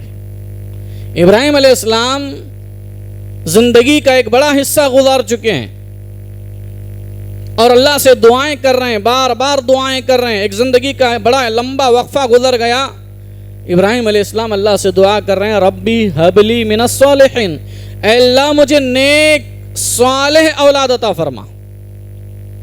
کیا معلوم ہو رہا ہے اس سے؟ سبق یہ مل رہا ہے, آج ہم بھی اللہ سے دعا کرتے ہیں. کیا کرتے ہیں؟ اللہ ہمیں اولاد دے دے. ہم بھی دعا کرتے ہیں, اللہ ہمیں اولاد دے دے, اللہ ہمیں اولاد دے دے. کوئی ملتا ہے اس سے کہتے ہیں کہ بھائی شادی ہو کے اتنے سال ہوا, اولاد نہیں ہوئی, اللہ سے دعا کیجئے کہ اللہ ہمیں اولاد دے دے. ہم صرف کہتے ہیں کہ اللہ اولاد دے دے. یاد رکھیے, ابراہیم علیہ السلام کی دعا سے یہ سبق مل رہا ہے کہ ہمیں صرف اولاد ہی اللہ سے نہیں مانگنا چاہیے. یہ نہیں کہنا چاہیے کہ اللہ صرف اولاد دے دے, بلکہ اے اللہ نیک اور صالح اولاد دے دے. اولاد نیک اور صالح دے. اولاد نیک اور صالح ہوگی تو کیا فائدے ہوں گے میں آگے بتاؤں گا. تو ہم بھی جب بھی دعا کریں, کیا دعا کریں کہ اللہ نیک اور صالح اولاد دے دے. یہ پہلی چیز معلوم ہو رہی ہے. اب اگر اللہ تعالیٰ نے اولاد دے دیا ہے, اب اولاد کے مل جانے کے بعد, اولاد کی نعمت سے نوازے جانے کے بعد ہمیں فکر کیا ہونی چاہیے؟ کس بات کی فکر ہونی چاہیے؟ آج تو اولاد ہمیں مل جاتی ہے، اولاد کے ملنے کے بعد جب بچہ بڑا ہونے لگتا ہے، چلنے کے لائق ہوتا ہے، بولنے کے لائق ہوتا ہے، 4 سال کا ہو جاتا ہے، تو ہمیں فکر ہوتی ہے کہ بچے کو کون سے اچھے اسکول میں داخلہ کرایا جائے. یہی فکر ہوتی ہے نا ہم تو. کون سے کانوینٹ میں ڈالا جائے، کون سی اسکول اچھی ہے جہاں اسٹاف اچھا ہے، جہاں فر انگلش بولی جاتی ہے. ہمیں فکر ہوتی ہے کہ کون سا اسکول اچھا ہے. ہمیں فکر ہوتی ہے بچہ جب اور زیادہ بڑا ہوتا ہے کون سے کالج میں ایڈمیشن لیا جائے. بچہ پڑھ کر کے جب فارغ ہو جاتا ہے تو ہمیں فکر ہوتی ہے کہ کہیں اچھی جاب لگ جائے، کہیں اچھی نوکری مل جائے.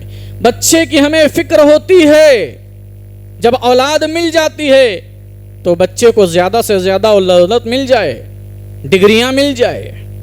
اچھی چیز ہے، فکر کیجئے، اس کی کوشش کیجئے، لیکن یہی صرف کافی نہیں ہے. اولاد مل جانے کے بعد ہمیں فکر کیا ہونی چاہیے؟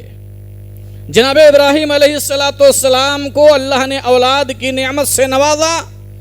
جناب ابراہیم علیہ السلام اللہ سے دعا کر رہے ہیں کیا؟ وَإِذْ قَالَ إِبْرَاهِيمُ رَبِّ اجْعَلْ هَذَا الْبَلَدَ آمِنًا وَاجْنُبْنِي وَبَنِيَّ أَن نَّعْبُدَ الْأَصْنَامَ. ہم نے تو کبھی فکر کی ہی نہیں، ہم نے تو کبھی سوچا ہی نہیں. آج کیا دعا کر رہے ہیں ابراہیم علیہ السلام؟ اے اللہ، جس جگہ میں نے اپنی اولاد کو چھوڑ دیا ہے، اے اللہ اس شہر کو امن والا بنا دے. بلد آمینہ، اس شہر کو امن والا بنا دے. شہر میں امن ہوگا تو بندہ عبادت صحیح طریقے سے اطمینان اور سکون کے ساتھ ادا کرے گا. اس لیے ابراہیم علیہ السلام نے شہر کے پر امن ہونے کی دعا کی تاکہ عبادت کو صحیح طریقے سے انجام دیا جا سکے. اگر امن نہیں ہوگا تو عبادت میں خلل پیدا ہوگا. پہلی چیز. دوسری چیز کیا فکر ہے اولاد کے تعلق سے؟ اولاد کے تعلق سے فکر یہ ہے اور دعا کر رہے ہیں اللہ سے کہ اللہ تو نے اولاد تو دے دیا، اب اس اولاد کی بڑی فکر یہ ہے کہ وَجَنُّبْنِي وَبَنِيَّ أَن نَّعْبُدَ الْأَصْنَامَ. اے اللہ مجھے بھی اور میری اس اولاد کو بھی بت پرستی سے بچا لے، شرک کی غلاظتوں سے بچا لے، شرک جیسے عظیم اور کبیرہ گناہوں سے بچا لے. یہ فکر ہونی چاہیے. ابراہیم علیہ السلام کی زندگی سے یہ سبق مل رہا ہے. جن کی سنت کو یاد کرنے کے لیے ہم قربانیاں کریں گے بھی، جانور ذبح کریں گے. اے اللہ میری اولاد کو اور مجھے شرک سے بچا لے، بت پرستی سے بچا لے، نفس پرستی سے بچا لے، قبر پرستی سے بچا لے، مزار پرستی سے بچا لے، اولیاء پرستی سے بچا لے، ہر طرح کے شرک کے اڈوں سے، شرک کے اقسام سے اے اللہ مجھے اور میری اولاد کو بچا لے. شرک صرف یہی نہیں ہے کہ کسی مورتی کے سامنے سجدہ کیا جائے، کسی بت کے سامنے سجدہ کیا جائے، قبر کے سامنے سجدہ کرنا یہ بھی شرک ہے، مزار کے سامنے جا کر کے سجدہ کرنا یہ بھی شرک ہے، کسی بابے کے سامنے جا کر کے سجدہ کرنا اور اس سے اولاد وغیرہ کا سوال کرنا یہ بھی شرک ہے. میں بھی آپ بھی دل پہ ہاتھ رکھ کے ذرا سوچیں کہ کبھی ہم نے مسجد کے کونے میں یا رات کے اندھیرے میں بیٹھ کر کے کبھی ہم نے بھی اللہ سے دعا کی کہ اللہ مجھے اور میری اولاد کو شرک سے بچا لے؟ کبھی ہم نے سوچا ہے؟ کبھی ہم نے فکر کی ہے؟ یہ نہیں کی ہے تو یہاں سے کیجئے، دعائیں کیجئے. ابراہیم علیہ السلام کی زندگی سے یہ سبق مل رہا ہے.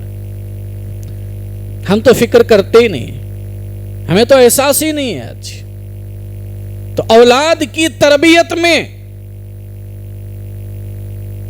ماں باپ کی یہ ذمہ داری ہے کہ جب بچہ اللہ کی طرف سے نعمت کے طور پہ مل جائے تو اس کے عقیدے کی فکر کرنی چاہیے کہ اس کے عقیدے کو محفوظ رکھا جائے، اس کے عقیدے کی حفاظت کی فکر کی جائے. یہ ابراہیم علیہ السلام کی زندگی سے سبق مل رہا ہے. اور کس چیز کی فکر کرنی چاہیے؟ عقیدے کے ساتھ ساتھ اور کس چیز کی فکر کرنی چاہیے؟ ایک اور چیز کی بھی فکر ملتی ہے اولاد کی تربیت میں. جناب ابراہیم علیہ السلام کی دعاؤں میں ایک دعا یہ بھی ہے. کیا دعا ہے؟ रब्बी जअलनी मुक़ीमस्सलाति व मिन ज़ुर्रियती रब्बना तक़ब्बल दुआ। क्या दुआ कर रहे हैं इब्राहिम अलैहिस्सलाम कि अल्लाह मुझे और मेरी औलाद को नमाजी बना, मुझे और मेरी औलाद को नमाज कायम करने वाला बना। फिक्र देखिए इब्राहिम अलैहिस्सलाम की कि अल्लाह सबसे पहले तूने औलाद दे दिया है तो इसके अकीदे की हिफाजत फरमा, शिर्क से हिफाजत फरमा। अब शिर्क से हिफाजत होने के बाद अल्लाह नमाज का पाबंद बना। रब्बी जअलनी मुक़ीमस्सलाति व मिन ज़ुर्रियती, मुझे और मेरी औलाद को नमाज का पाबंद बना। ये फिक्र होनी चाहिए। हम कितनी फिक्र करते हैं आज इस दिल से।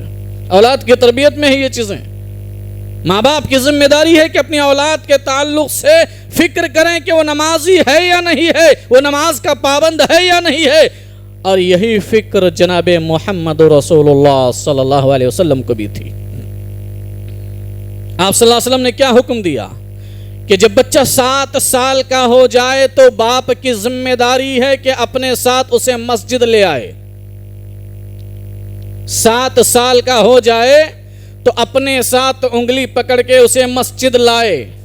3 साल तक, 7 से लेके 10 साल तक, 3 साल तक बाप की ये जिम्मेदारी है कि वो बेटे को हाथ पकड़ करके मस्जिद ले आए। अब बच्चा जब 10 साल का हो जाए तो अब उसके हाथ पकड़ने की जरूरत नहीं है। अब बच्चे को चाहिए कि वो खुद मस्जिद में आ जाए।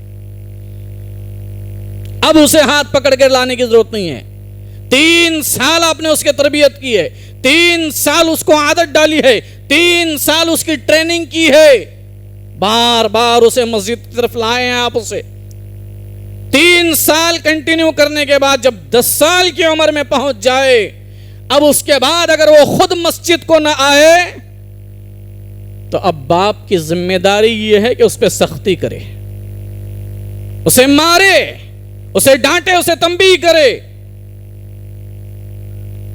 गौर कीजिए जनाब मोहम्मद रसूलुल्लाह सल्लल्लाहु अलैहि वसल्लम कितने रहमदिल थे, कितने रहम करने वाले। इंसान तो इंसान है, जानवरों पर भी आप रहम करने वाले।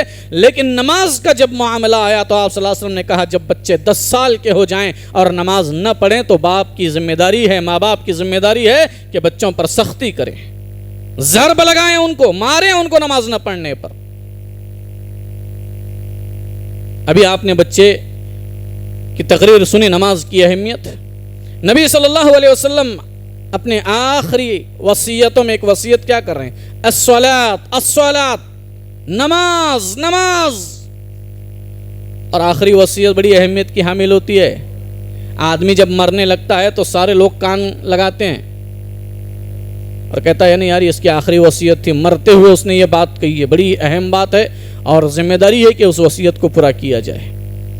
हम अपने जैसे इंसान की मरने के वक्त की बात को, वसीयत को अहमियत देते हैं। जनाब मोहम्मद रसूलुल्लाह सल्लल्लाहु अलैहि वसल्लम ज़िंदगी से रुखसत हो रहे हैं, दुनिया से रुखसत हो रहे हैं, आप रब से मुलाकात करने वाले हैं। आखिरी वक्त में आप वसीयत कर रहे हैं अस्सलात, अस्सलात, नमाज, नमाज, नमाज मत छोड़ना, नमाज कायम करना। हमने नबी की वसीयत को क्या मर्तबा दिया आज।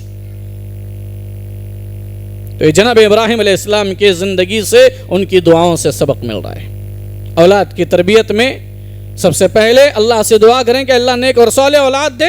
औलाद मिल जाए तो उसके अकीदे की फ़िक्र करें और उसके बाद उसके नमाज की फ़िक्र करें कि औलाद नमाजी है या नहीं है। औलाद की तरबियत क्यों ज़रूरी है? एक 2-3 बातें बताकर मैं अपनी बात को ख़त्म करता हूँ। औलाद की तरबियत क्यों ज़रूरी है? औलाद की तरबियत करने के फायदे क्या हैं? क्यों जरूरी है औलाद की तरबियत? सबसे पहली चीज, औलाद की तरबियत ये माँ बाप की जिम्मेदारी है। इसलिए जरूरी है क्योंकि सबसे पहली चीज तो ये अल्लाह का हुक्म है,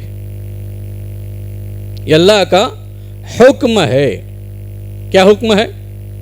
हम मुसलमान हैं और हम मुसलमान होने के नाते हमें अल्लाह और उसके रसूल का हुक्म मानना ज़रूरी है। तो वालिदैन की ये जिम्मेदारी है कि वह औलाद की तरबियत करे। क्यों? इसका पहला रीज़न, पहली वजह अल्लाह का हुक्म है। अल्लाह ताला ने कहा या अय्युहल्लज़ीना आमनू क़ू अनफुसकुम व अहलीकुम नारा, अल्लाह हुक्म दे रहा है, ऐ ईमान वालो अपने आप को और अपने बीवी बच्चों को, अपने आप को और अपने बीवी बच्चों को जहन्नम की आग से बचा लो।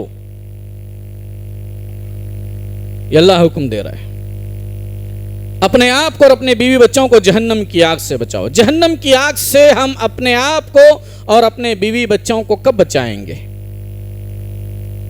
मुफस्सिरीन ने, अल्लामा इब्न क़य्यिम रहमतुल्लाह अलैह ने इस आयत की तफसीर में बयान किया है, हसन बसरी रहमतुल्लाह अलैह का कौल नकल करते हुए,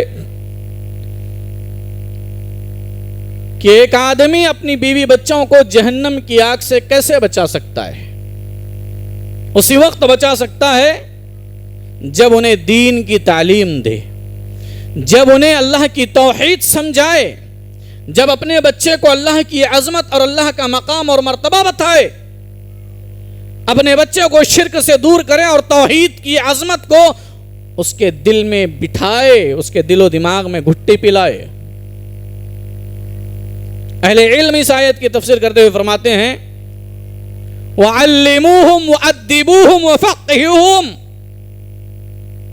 औलाद को जहन्नम की आग से कैसे बचाया जा सकता है? दुनिया की डिग्रियां दे करके बचा सकते हैं आप अपने बच्चों को जहन्नम की आग से? दुनिया की डिग्रियां देना मना नहीं है, आप अच्छे से अच्छा एजुकेशन सिखाइए, लेकिन साथ में उन्हें जहन्नम से बचाना है तो उन्हें दीन सिखाइए। वअल्लिमूहुम, उन्हें दीन सिखाइए, वअद्दिबूहुम, और उन्हें अदब सिखलाइए, वफ़क़िहूहुम, और उन्हें दीन की समझ दीजिए। तब जाके हम अपने बच्चों को जहन्नम की आग से बचा सकते हैं। ये दुनिया की डिग्रियां दिला करके हम अपने बच्चों को जहन्नम की आग से नहीं बचा सकते। और अल्लाह हुक्म दे रहा है कि ऐ ईमान वालो अपने आप को और अपने बीवी बच्चों को जहन्नम की आग से बचाओ। याद रखिए मेरे भाई और दोस्तों, मेरी माँ और बहनों, बच्चा ये कोरे कागज के मानिंद होता है। बच्चा बहुत सी चीजें माँ बाप से सीखता है, उसका जहन बड़ा तेज होता है, वो चीजों को बड़ी तेजी के साथ कैच कर लेता है, और जो देखता है, जो सुनता है, जो देखता है, वो नक्श कल हजर हो जाता है। आज हम अपनी औलाद को क्या दे रहे हैं? माफ कीजिए मुझे, हम दीन सिखा रहे हैं? नहीं, हम अपनी औलाद को गलत आदतें सिखा रहे हैं। अब आप कहेंगे कि मौलवी साहब कैसी बात कर रहे हैं आप? घर के माहौल से बच्चा गलत आदतें सीखता है। माँ बाप जिस तरीके की चीजें करते हैं, बच्चा उन्हीं चीजों को कैप्चर करता है, कैच कर लेता है। बहुत सी चीजें बच्चा घर से ही सीखता है। बच्चा देखता है कि घर में जो है कपड़े सही ढंग के पहने नहीं जा रहे। बच्चा है, बच्ची है, घर में कपड़े सही ढंग के नहीं पहने जा रहे। अब वो बच्चा बच्ची बार बार देख रहे हैं कि माँ बाप, ये मेरी माँ फैशन डिजाइन वाले कपड़े पहन रही है, शायद यही सही होगा। मेरे भाई और मेरे दोस्तों, ये बातें अपने घरों को बताइए। बच्चा सीखता है, बच्चा समझता है कि शायद यही चीज सही है। बच्चा, बाप सिगरेट पीता है, बेटा वही चीज को कैच करता है। बाप बच्चे के गले में तावीज बांधता है, बाप खुद अपने गले में तावीज, हाथों में धागा बांध रहा है। बच्चा देखता है तो समझता है यही असल दवा है शायद। उसको क्या मालूम है? उसको क्या मालूम है? आप बताइए, बीमार हो जाए तो बेटा अल्लाह से दुआ करो, शिफा देने वाला अल्लाह है। आप उसे ये तालीम देने के बजाय बच्चा जब बीमार हो जाता है उसे ले जाकर किसी बाबा के आस्थाने पर झुकाते हो और काला धागा उसके गले में बांधते हो, किसी बाबे की तावीज उसके गले में डालते हो, तो वो तो बच्चा है। बच्चा तो यही समझेगा कि यही असल दवा है शायद। बड़ा होकर के वही तावीज घंटे में लग जाएगा। घर में गलत चीजें हैं, गाली गलौज है बात बात पर, बाप के जबान पर जबान खोलते ही गाली है, बच्चा वही गालियां सीखता है। अब उसके बाद जब घर का माहौल खराब है تو بچہ بگڑتا ہے، بد تہذیب بن جاتا ہے، تو پھر معاشرے کے لوگ کہتے ہیں کہ یار تمہارا بیٹا بڑا بد تہذیب ہے. ہوتی ہیں نا یہ باتیں، یار تمہارا بیٹا یا تمہاری اولاد بڑی بد تہذیب ہے، بد چلن ہے، بد کردار ہے، اس کا اخلاق، اس کا کردار صحیح نہیں ہے. تو باپ کیا کہتا ہے؟ باپ کہتا ہے بہت کوشش کر رہا ہوں سمجھانے کی، سدھارنے کی، مولوی صاحب کے پاس بھی بھیجتا ہوں، مدرسہ بھی جاتا ہے، پھر بھی سدھرتا نہیں. اشارہ یہ دے رہا ہے کہ ساری ذمہ داری مولوی صاحب پر ڈال دیا اس نے، کہ مدرسہ بھی بھیجتا ہوں، مکتب بھی بھیجتا ہوں،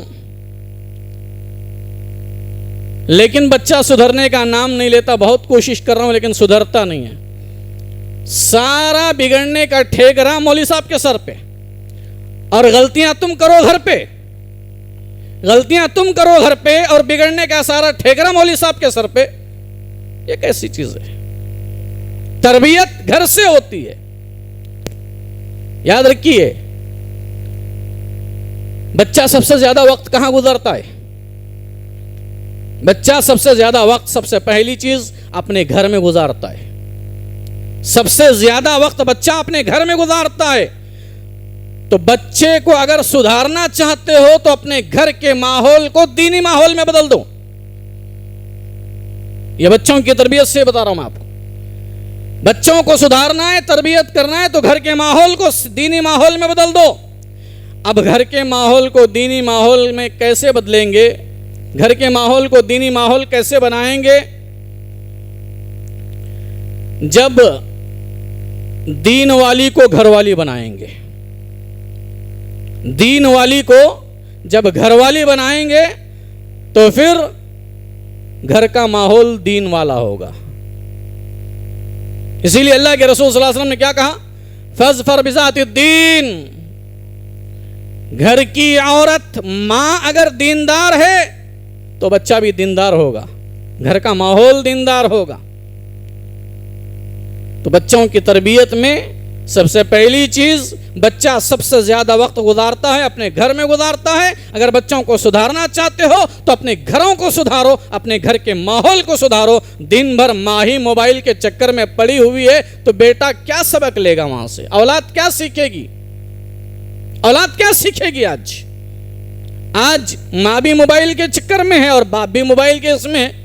اولاد کی تربیت ہم کہاں کر رہے ہیں؟ آج گھر میں باپ ہوتا ہے، باہر پکارنے والا پکارتا ہے، ہم بچے سے کہتے ہیں بیٹا جاؤ کہہ دو ابو سے کہ ابو نہیں ہے. جھوٹ کی تربیت کہاں سے ہو رہی ہے؟ جھوٹ کی تربیت کہاں سے ہو رہی ہے؟ گھر سے ہو رہی نہیں ہو رہی ہے؟ ہوتا ہے نہیں ہوتا ہے؟ آج پکارنے والا پکارتا ہے، ہم گھر میں بیٹھے ہوئے ٹی وی کے سامنے، اب ہم بیٹے کو کہتے ہیں کہ جا بیٹا بول ابو گھر پہ نہیں ہے. تربیت نہیں ہے یہ. میں آپ کو پہلے ہی بتایا، ہم خود اپنے بچوں کو غلط عادتیں سکھا رہے ہیں. ہم صبح سے شام تک ٹیلی ویژن کے سامنے ننگا ناچ دیکھتے ہیں اپنے بچوں کو لے کر کے. وہ بچے سمجھتے ہیں یہی سب صحیح ہے اور ان کی زندگی میں وہی چیزیں آتی ہیں اور بعد میں ہم پریشان ہوتے ہیں کہ ہمارا بچہ کنٹرول کے باہر ہو گیا ہے. تو بچوں کی تربیت میں گھر کے ماحول کو سدھارنا، گھر کے ماحول کو دیندار بنانا بہت ضروری ہے. یہ سب سے زیادہ وقت بچہ گزارتا ہے. دوسری چیز، بچہ سب سے زیادہ وقت کہاں گزارتا ہے؟ محلے میں دوست احباب کے ساتھ گزارتا ہے. لہذا ماں باپ کی یہ ذمہ داری ہے کہ بچوں کے دوست احباب کو بھی دیکھے، فرینڈ سرکل کو بھی دیکھے کہ بچہ جن کے ساتھ اڑتا بیٹھتا ہے، جن کے گھر آتا جاتا ہے، وہ گھرانہ کیسا ہے، وہ فرینڈ سرکل کیسا ہے. فرینڈ سرکل اچھا ہے، جس کے گھر آتا جاتا ہے محلے میں وہ گھر دیندار ہے تو بچہ اچھی تربیت پائے گا. اور اگر محلے میں جس گھر میں بچہ بار بار جاتا ہے یا اڑوس پڑوس میں لوگ بیکار ہیں، غلط عادت والے ہیں، بد کردار ہے اور بچہ بار بار وہاں پر جاتا ہے، اس کا اٹھنا بیٹھنا غلط لوگوں کے ساتھ ہے، تو پھر بچہ بگڑے گا، سدھرے گا نہیں. بچے کی تربیت صحیح نہیں ہوگی، بچہ غلط راستے پہ چلا جائے گا. کیوں؟ اس لیے کہ اسے گھر کا ماحول بھی صحیح نہیں مل رہا اور گھر کے باہر جو ہے سب سے زیادہ وقت گزارنے کی جگہ دوست احباب کے ساتھ محلے میں ہوتا ہے. وہ محلہ اور دوست احباب کا سرکل بھی صحیح نہیں ہوتا، جس کی وجہ سے بچہ سدھرتا نہیں. تو تربیت میں ضروری یہ ہے کہ ماں باپ کی یہ ذمہ داری ہے کہ وہ بچے کے फ्रेंड सर्कल को देखे कि बच्चा किन के घर जाता है, किन के साथ उड़ता बैठता है। तीसरी चीज, बच्चा सबसे ज्यादा वक्त कहाँ गुजारता है? बच्चा सबसे ज्यादा वक्त गुजारता है स्कूल में, उसके बाद सबसे पहले घर, उसके बाद दोस्त अहबाब, और तीसरी चीज स्कूल में। लिहाजा माँ बाप की ये जिम्मेदारी है बच्चों को स्कूल में एडमिशन कराने से पहले कि उस स्कूल का माहौल दीनी माहौल है या नहीं है, उस स्कूल के अंदर दीनी तालीम दी जाती है या नहीं जाती, कॉन्वेंट तो नहीं है, कहीं वहां पर शिर्क की तालीम तो नहीं दी जा रही है, कहीं वहां बच्चों के अकीदे के साथ खिलवाड़ और मजाक तो नहीं किया जा रहा है, कहीं वहां शिर्क की तालीम तो नहीं दी जा रही है, कहाँ वहां मखलूक तालीम तो नहीं है। आज हम ये चीजों पे गौर करते ही नहीं है, और बाद में हम कहते हैं बेटा लड़कियों के साथ घुलना मिलना गलत है, बेटा लड़कियों के साथ बात करना गलत है। अल्लाह के बंदे, जब रोकने का था तब तुमने रोका नहीं, और जब रोक नहीं सकता अब रोकने जा रहे हो तुम उसे। ऐसी स्कूलों में एडमिशन क्यों कराते हो जहां पर मखलूक तालीम है, जहां पर बच्चा और बच्ची एक डेस्क पर बैठ करके आपस में बातें करते हुए पढ़ाई कर रहे हैं, बच्ची स्कर्ट पहनी हुई है, आधा लिबास पहनी हुई है, और बच्चा और बच्ची बाजू में बैठे हुए हैं, ऐसी स्कूलों में हम डालते हैं। और जब बच्चा 10वीं या 12वीं के बाद बच्चा बच्ची के साथ बात करने लगता है, उस वक्त बाप की अकल ठिकाने आती है और बाप कहता है कि बेटा लड़की के साथ बात करना गलत है। तब बेटा कहता है, अब्बा जान आप जब बचपन में करता था रोके नहीं, अब रोक रहे हो, तब गलत नहीं था अब गलत हो गया। होता नहीं होता, ये सबसे ज्यादा वक्त गुजारता कहां? तीसरी चीज स्कूल में। लिहाजा बच्चों की तरबियत में जरूरी है कि जब अल्लाह ने औलाद की नेमत से नवाजा है, जब उसे स्कूल में एडमिशन करने की बात आए तो उस स्कूल के माहौल को देखा जाए कि वो स्कूल दीनी स्कूल है नहीं है, इस्लामी माहौल है या नहीं है। ये चीज़ों पे हमें गौर करना चाहिए अगर बच्चों की तरबियत सही करना चाहते हैं। तो पहली चीज़, बच्चों की तरबियत क्यों ज़रूरी है? इसलिए कि अल्लाह का हुक्म है, अल्लाह ने कहा अपने आप को और अपने बच्चों को, बीवी को जहन्नम की आग से बचाओ। जहन्नम की आग से उसी वक्त बचा सकते हैं जब उनकी तरबियत सही तरीके से करेंगे।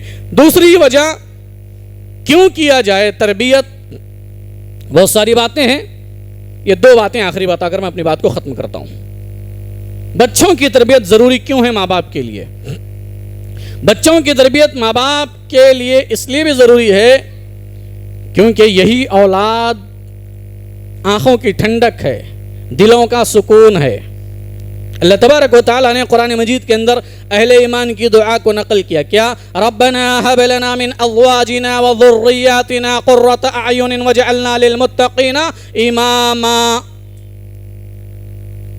अल्लाह हमारे बीवी बच्चों को हमारे लिए आँखों की ठंडक और दिलों का सुकून बना दे, आँखों की ठंडक और दिलों का सुकून बना दे। आंखों की ठंडक और दिलों का सुकून कब होगा ये औलाद? जब इस औलाद की हम सही तरबियत करेंगे, जब इस औलाद की दीनी तरबियत करेंगे, उनके दिलों में बचपन ही से अल्लाह का खौफ और अल्लाह की आज़मत और अल्लाह का मकाम व मर्तबा और जनाब मुहम्मद रसूलुल्लाह सल्लल्लाहु अलैहि वसल्लम की मोहब्बत और आप सल्लल्लाहु अलैहि वसल्लम का मकाम व मर्तबा डालेंगे। बचपन ही से उनको बताएंगे कि माँ का मकाम क्या है, माँ का दर्जा क्या है, माँ के कदमों के नीचे जन्नत है और उस जन्नत का दरवाज़ा बाप है। आप बचपन से अपनी औलाद को दीन की तरबियत देंगे तो बड़ा होने के बाद ये बच्चा आपके लिए बुढ़ापे का सहारा बन जाएगा, आपका मुती और फरमाबरदार बन जाएगा। इसलिए कि बचपन से आपने उसके दिल में अल्लाह की आज़मत और अल्लाह का खौफ डाला है। उसे ये मालूम है कि ज़मीन पे अगर मैं अपने माँ बाप को नाराज़ करूँगा तो अर्श पे मेरा रब नाराज़ हो जाएगा, मैं रब को नाराज़ नहीं कर सकता। अगर रब को राज़ी करना है तो ज़मीन पर मेरे माँ बाप को राज़ी करना पड़ेगा। अगर आपने उसे बचपन से ये तरबियत की है तो ये औलाद बड़ी होने के बाद बुढ़ापे का सहारा बन जाती है और आँखों की ठंडक और दिलों का सुकून बन जाती है। वरना मेरे भाई और मेरे दोस्तों, आज हमने ऐसे लोगों को भी देखा है जो बुढ़ापे की उम्र में पहुंचने के बाद, माफ़ कीजिए, आज ऐसे लोगों को भी हमने सुना कहते हुए अपनी औलाद के बारे में कि ये औलाद किस काम की, इससे अच्छा तो औलाद न होती तो बेहतर था। सब कुछ है उनके पास, दौलत है, अच्छी खासी तनख्वाह है, पेमेंट है, लेकिन माँ बाप की कद्र कीमत नहीं है, माँ बाप की आज़मत नहीं है, माँ बाप के साथ बदतरीन सलूक है। ऐसे बुरे माँ बाप परेशान है, वो कहते हैं कि इससे बेहतर था कि ये औलाद ना होती या बचपने ही में ये औलाद मर जाती तो अच्छा था। सुकून नहीं है औलाद से आज। کیوں نہیں ہے؟ اس لیے کہ ہم نے تربیت نہیں کی بچوں کی. بچپن سے اگر تربیت کی ہوتی، آج دیکھیے اگر کسی نے اپنے بچوں کی تربیت کی ہے اور اس کا بچہ دیندار ہے اور وہ بچہ اچھا نام روشن کرتا ہے اور اپنے ماں باپ کی عزت کرتا ہے، ماں باپ کی قدر کرتا ہے، تو اس باپ اور اس کی ماں کے کلیجے کو کیا سکون ملتا ہے بڑھاپے میں، کتنی خوشی ہوتی ہے جب اپنی اولاد کو فرما بردار دیکھتی ہے تو. اور جب دوسرے کی اولاد کو دیکھتی ہے، وہ ماں باپ کو نہیں دیکھ رہے ہیں، تو انہیں احساس ہوتا ہے کہ ہم نے بچپن میں اپنی اولاد کی صحیح تربیت کی تھی، آج اس کا صلہ اور اس کا پھل ہمیں مل رہا ہے. تو اگر ہم چاہتے ہیں کہ ہماری اولاد بڑھاپے میں ہمارا سہارا بن جائے اور ہماری آنکھوں کی ٹھنڈک اور دلوں کا قرار اور چین اور سکون مل جائے، تو اس کے لیے ضروری ہے کہ ہم اپنی اولاد کی تربیت کریں، انہیں دین سکھائے، دنیا بھی سکھائیے. آپ انہیں سے اچھا انجینئر بنائیے، وکیل بنائیے، جج بنائیے، ڈاکٹر بنائیے، لیکن ساتھ ہی ساتھ دین سے جوڑیے، دین کی تربیت کیجیے ان کی. تو یہ دوسری وجہ، آنکھوں کی ٹھنڈک، دلوں کا سکون، بڑھاپے کا سہارا چاہتے ہیں تو بچپن میں ان کی صحیح تربیت کیجیے. آخری چیز، اولاد کی تربیت کیوں ضروری ہے؟ اولاد کی تربیت اس لیے بھی ضروری ہے، اگر ہم چاہتے ہیں کہ مرنے کے بعد اس اولاد سے ہمیں فائدہ پہنچے. جہاں مرنے کے بعد صحیح مسلم کی روایت کے مطابق انسان کا دفتر کلوز کر دیا جاتا ہے، نامہ اعمال اس کے عمل کا سلسلہ ختم ہو جاتا ہے.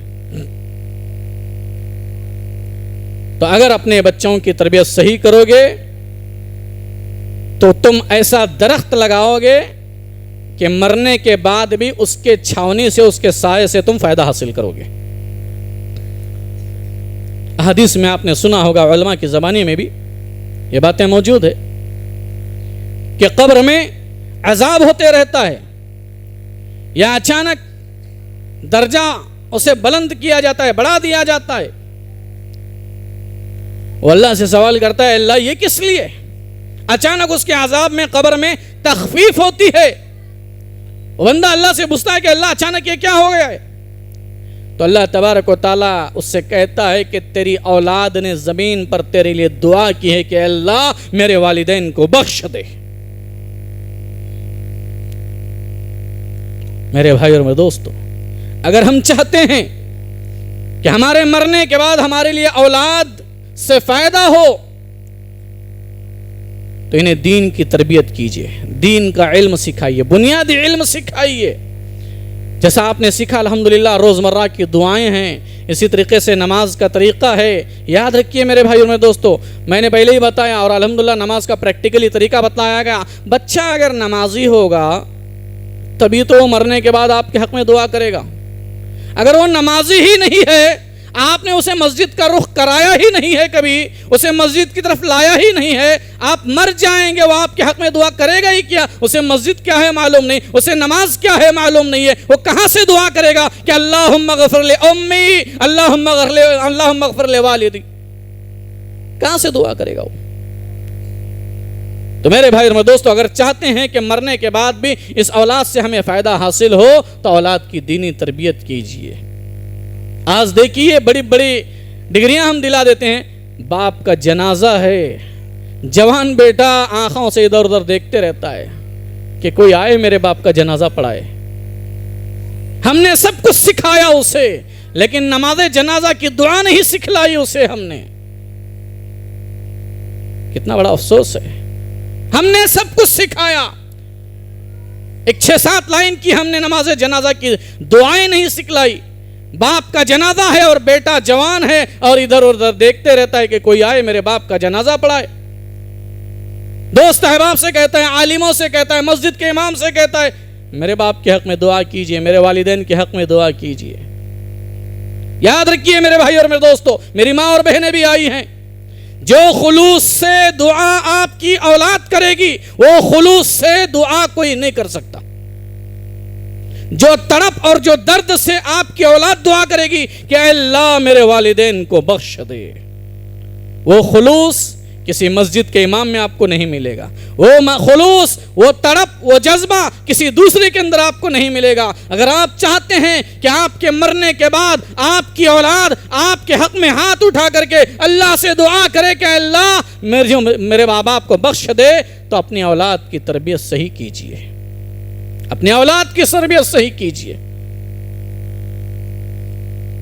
तो मेरे भाई और दोस्तों, औलाद की तरबियत ये बहुत ज़रूरी है। बहुत सी बातें हैं, वक्त इजाज़त नहीं देता कि वो सारी बातें आपके सामने रखी जाए। बस इन्हीं बातों पर मैं अपनी बात को ख़त्म करता हूँ। मैं अल्लाह तबारक व तआला का शुक्र अदा करता हूँ। इसी तरीके से ज़िम्मेदारान जमीयत और यहाँ के नौजवान, इसी तरीके से यहाँ के इमाम हाफिज़ रफ़ीक़ साहब जामई और आप तमाम लोगों का मैं तहे दिल से शुक्र अदा करता हूँ कि आपने मुझ नाचीज़ को याद किया और यहाँ पर आने की दावत दी और इस प्रोग्राम में मुझे शरीक होने का मौका दिया। अल्लाह से दुआ है कि अल्लाह तबारक व तआला आप सबको खुश रखे, सेहत व आफ़ियत दे। अल्लाह तबारक व तआला आपके घरों में अपनी रहमतों का नुज़ुल फरमाए। अल्लाह तबारक व तआला आपके घरों को अमन व अमान का गहवारा बनाए, आपके घरों को दीन का माहौल मैसर फरमाए। अल्लाह तबारक व तआला जो परेशान हाल है उनकी परेशानियों को दूर फरमाए, जो बीमार है उन्हें शिफाए कामिला आजिला अता फरमाए। अल्लाह तबारक व तआला से दुआ है कि अल्लाह तबारक व तआला यहाँ पर जो बच्चों ने इल्मी मुज़ाहिरा किया है, ऐ अल्लाह ये बच्चे हैं, ऐ अल्लाह लेकिन ये तरबियत मरते दम तक इनके साथ रख। ऐ इलाहुल आलमीन इनके वालिदैन को ऐ अल्लाह इसका सवाब अता फरमा। ऐ इलाहुल आलमीन ऐ अल्लाह हम सबको अपने वालिदैन का मुती और फरमा बरदार बन करके ज़िंदगी गुजारने की तौफ़ीक़ अता फरमा। जब तक तो हमें दुनिया में ज़िंदा रख, ईमान और इस्लाम की हालत में ज़िंदा रख। जब हमारा ख़ात्मा हो तो ईमान और तौहीद पर हमारा ख़ात्मा हो। आमीन या रब्बल आलमीन व आखिर दुआना अल्हम्दुलिल्लाहि रब्बिल आलमीन। जज़ाकुमुल्लाहु खैर व हसनल जज़ा। अभी तक आप फ़ज़ीलत शेख लियाक़त नज़ीर मोहम्मदी हफ़िज़हुल्लाह की ज़बानी तरबियत औलाद के मुतालिक बहुत सारी बातें समाअत फरमा रहे थे। अल्लाह ताला से दुआ है कि अल्लाह ताला हमें इन बातों पर अमल पैरा होने की तौफ़ीक़ अता फ़रमाए। हाज़रीन इकराम, अब आखिर में आप तमाम हज़रात का तहे दिल से हम जमीयत अहले हदीस यादगीर की जानिब से मशकूर व ममनू हैं कि आपने इन बारिश के औक़ात में भीगते हुए हमारे यहाँ तशरीफ़ लाए हैं। हम अल्लाह ताला से दुआ करते हैं आप तमाम ख़वातीन का, मर्दों का, नौजवानों का कि अल्लाह ताला आपकी उम्र में बरकत अता फ़रमाए। अल्लाह रब्बुल आलमीन आपकी ज़िंदगियों में खुशहाली अता फ़रमाए। इसी के साथ साथ हम फ़ज़ीलत शेख फ़िरोज़ उमरी हफ़िज़हुल्लाह का भी तहे दिल से मशकूर ममनू हैं कि जिन्होंने भी कीमती बातों के ज़रिए से हमें नसीहत फरमाई है। हम इनके हक़ में भी दुआ गो हैं कि अल्लाह ताला इनकी उम्र में बरकत अता फ़रमाए। अल्लाह ताला इनकी दीनी खिदमात को शर्फ़ कबूलियत से नवाज़े, आमीन। इसी तरीके से फ़ज़ीलत शेख लियाक़त नज़ीर मोहम्मदी हफ़िज़हुल्लाह का भी हम तहे दिल से मशकूर ममनू हैं कि जिन्होंने जमीयत अहले हदीस यादगीर की आवाज़ पर लब्बई कहते हुए हमारे यहाँ हाजिर हुए और एक बेहतरीन उन्वान तरबियत औलाद पर कुरान व हदीस की रोशनी में बहुत सारी मुफीद बातें, नसीहतों से हमें नवाजा है। हम अल्लाह ताला से दुआ गो हैं कि अल्लाह ताला इनकी दीनी खिदमात को शर्फ़ कबूलियत से नवाज दे, आमीन। और आखिर में हम जमीयत अहले हदीस यादगीर का भी तहे दिल से मशकूर व ममनू हैं जिन्होंने इस प्रोग्राम को मुनाक़िद फरमाया है और बेहतरीन अनावीन और इसी तरीके से बच्चों के इस इल्मी मुदाहिरे का भी पेश करने का मौका इनायत फरमाया है। अल्लाह ताला से दुआ करते हैं कि अल्लाह ताला जो हज़रात भी इस कारी खैर में हिस्सा लिए हैं, ऐ अल्लाह रब्बुल आलमीन तो इनकी ज़िंदगियों में बरकत अता फरमाए, आमीन सुम्मा आमीन। कफ़ारे मजलिस की दुआ के ज़रिए से इस इजलास का इख्तिताम का ऐलान किया जाता है। सुबहानकल्लाहुम्मा व बिहम्दिका अशहदु अल्ला इलाहा इल्ला अंता अस्तगफिरुका व अतूबु इलैक। इंशाअल्लाह अब अज़ा होगी, अज़ान के फ़ौरन बाद ही नमाज इशा अदा की जाएगी। फिर उसके बाद आप तमाम मर्द व ख़वातीन के लिए खाने का भी इंतज़ाम किया गया है, लिहाजा गुजारिश की जाती है कि खाना खाकर ही घरों को रवाना हों। अस्सलामु अलैकुम।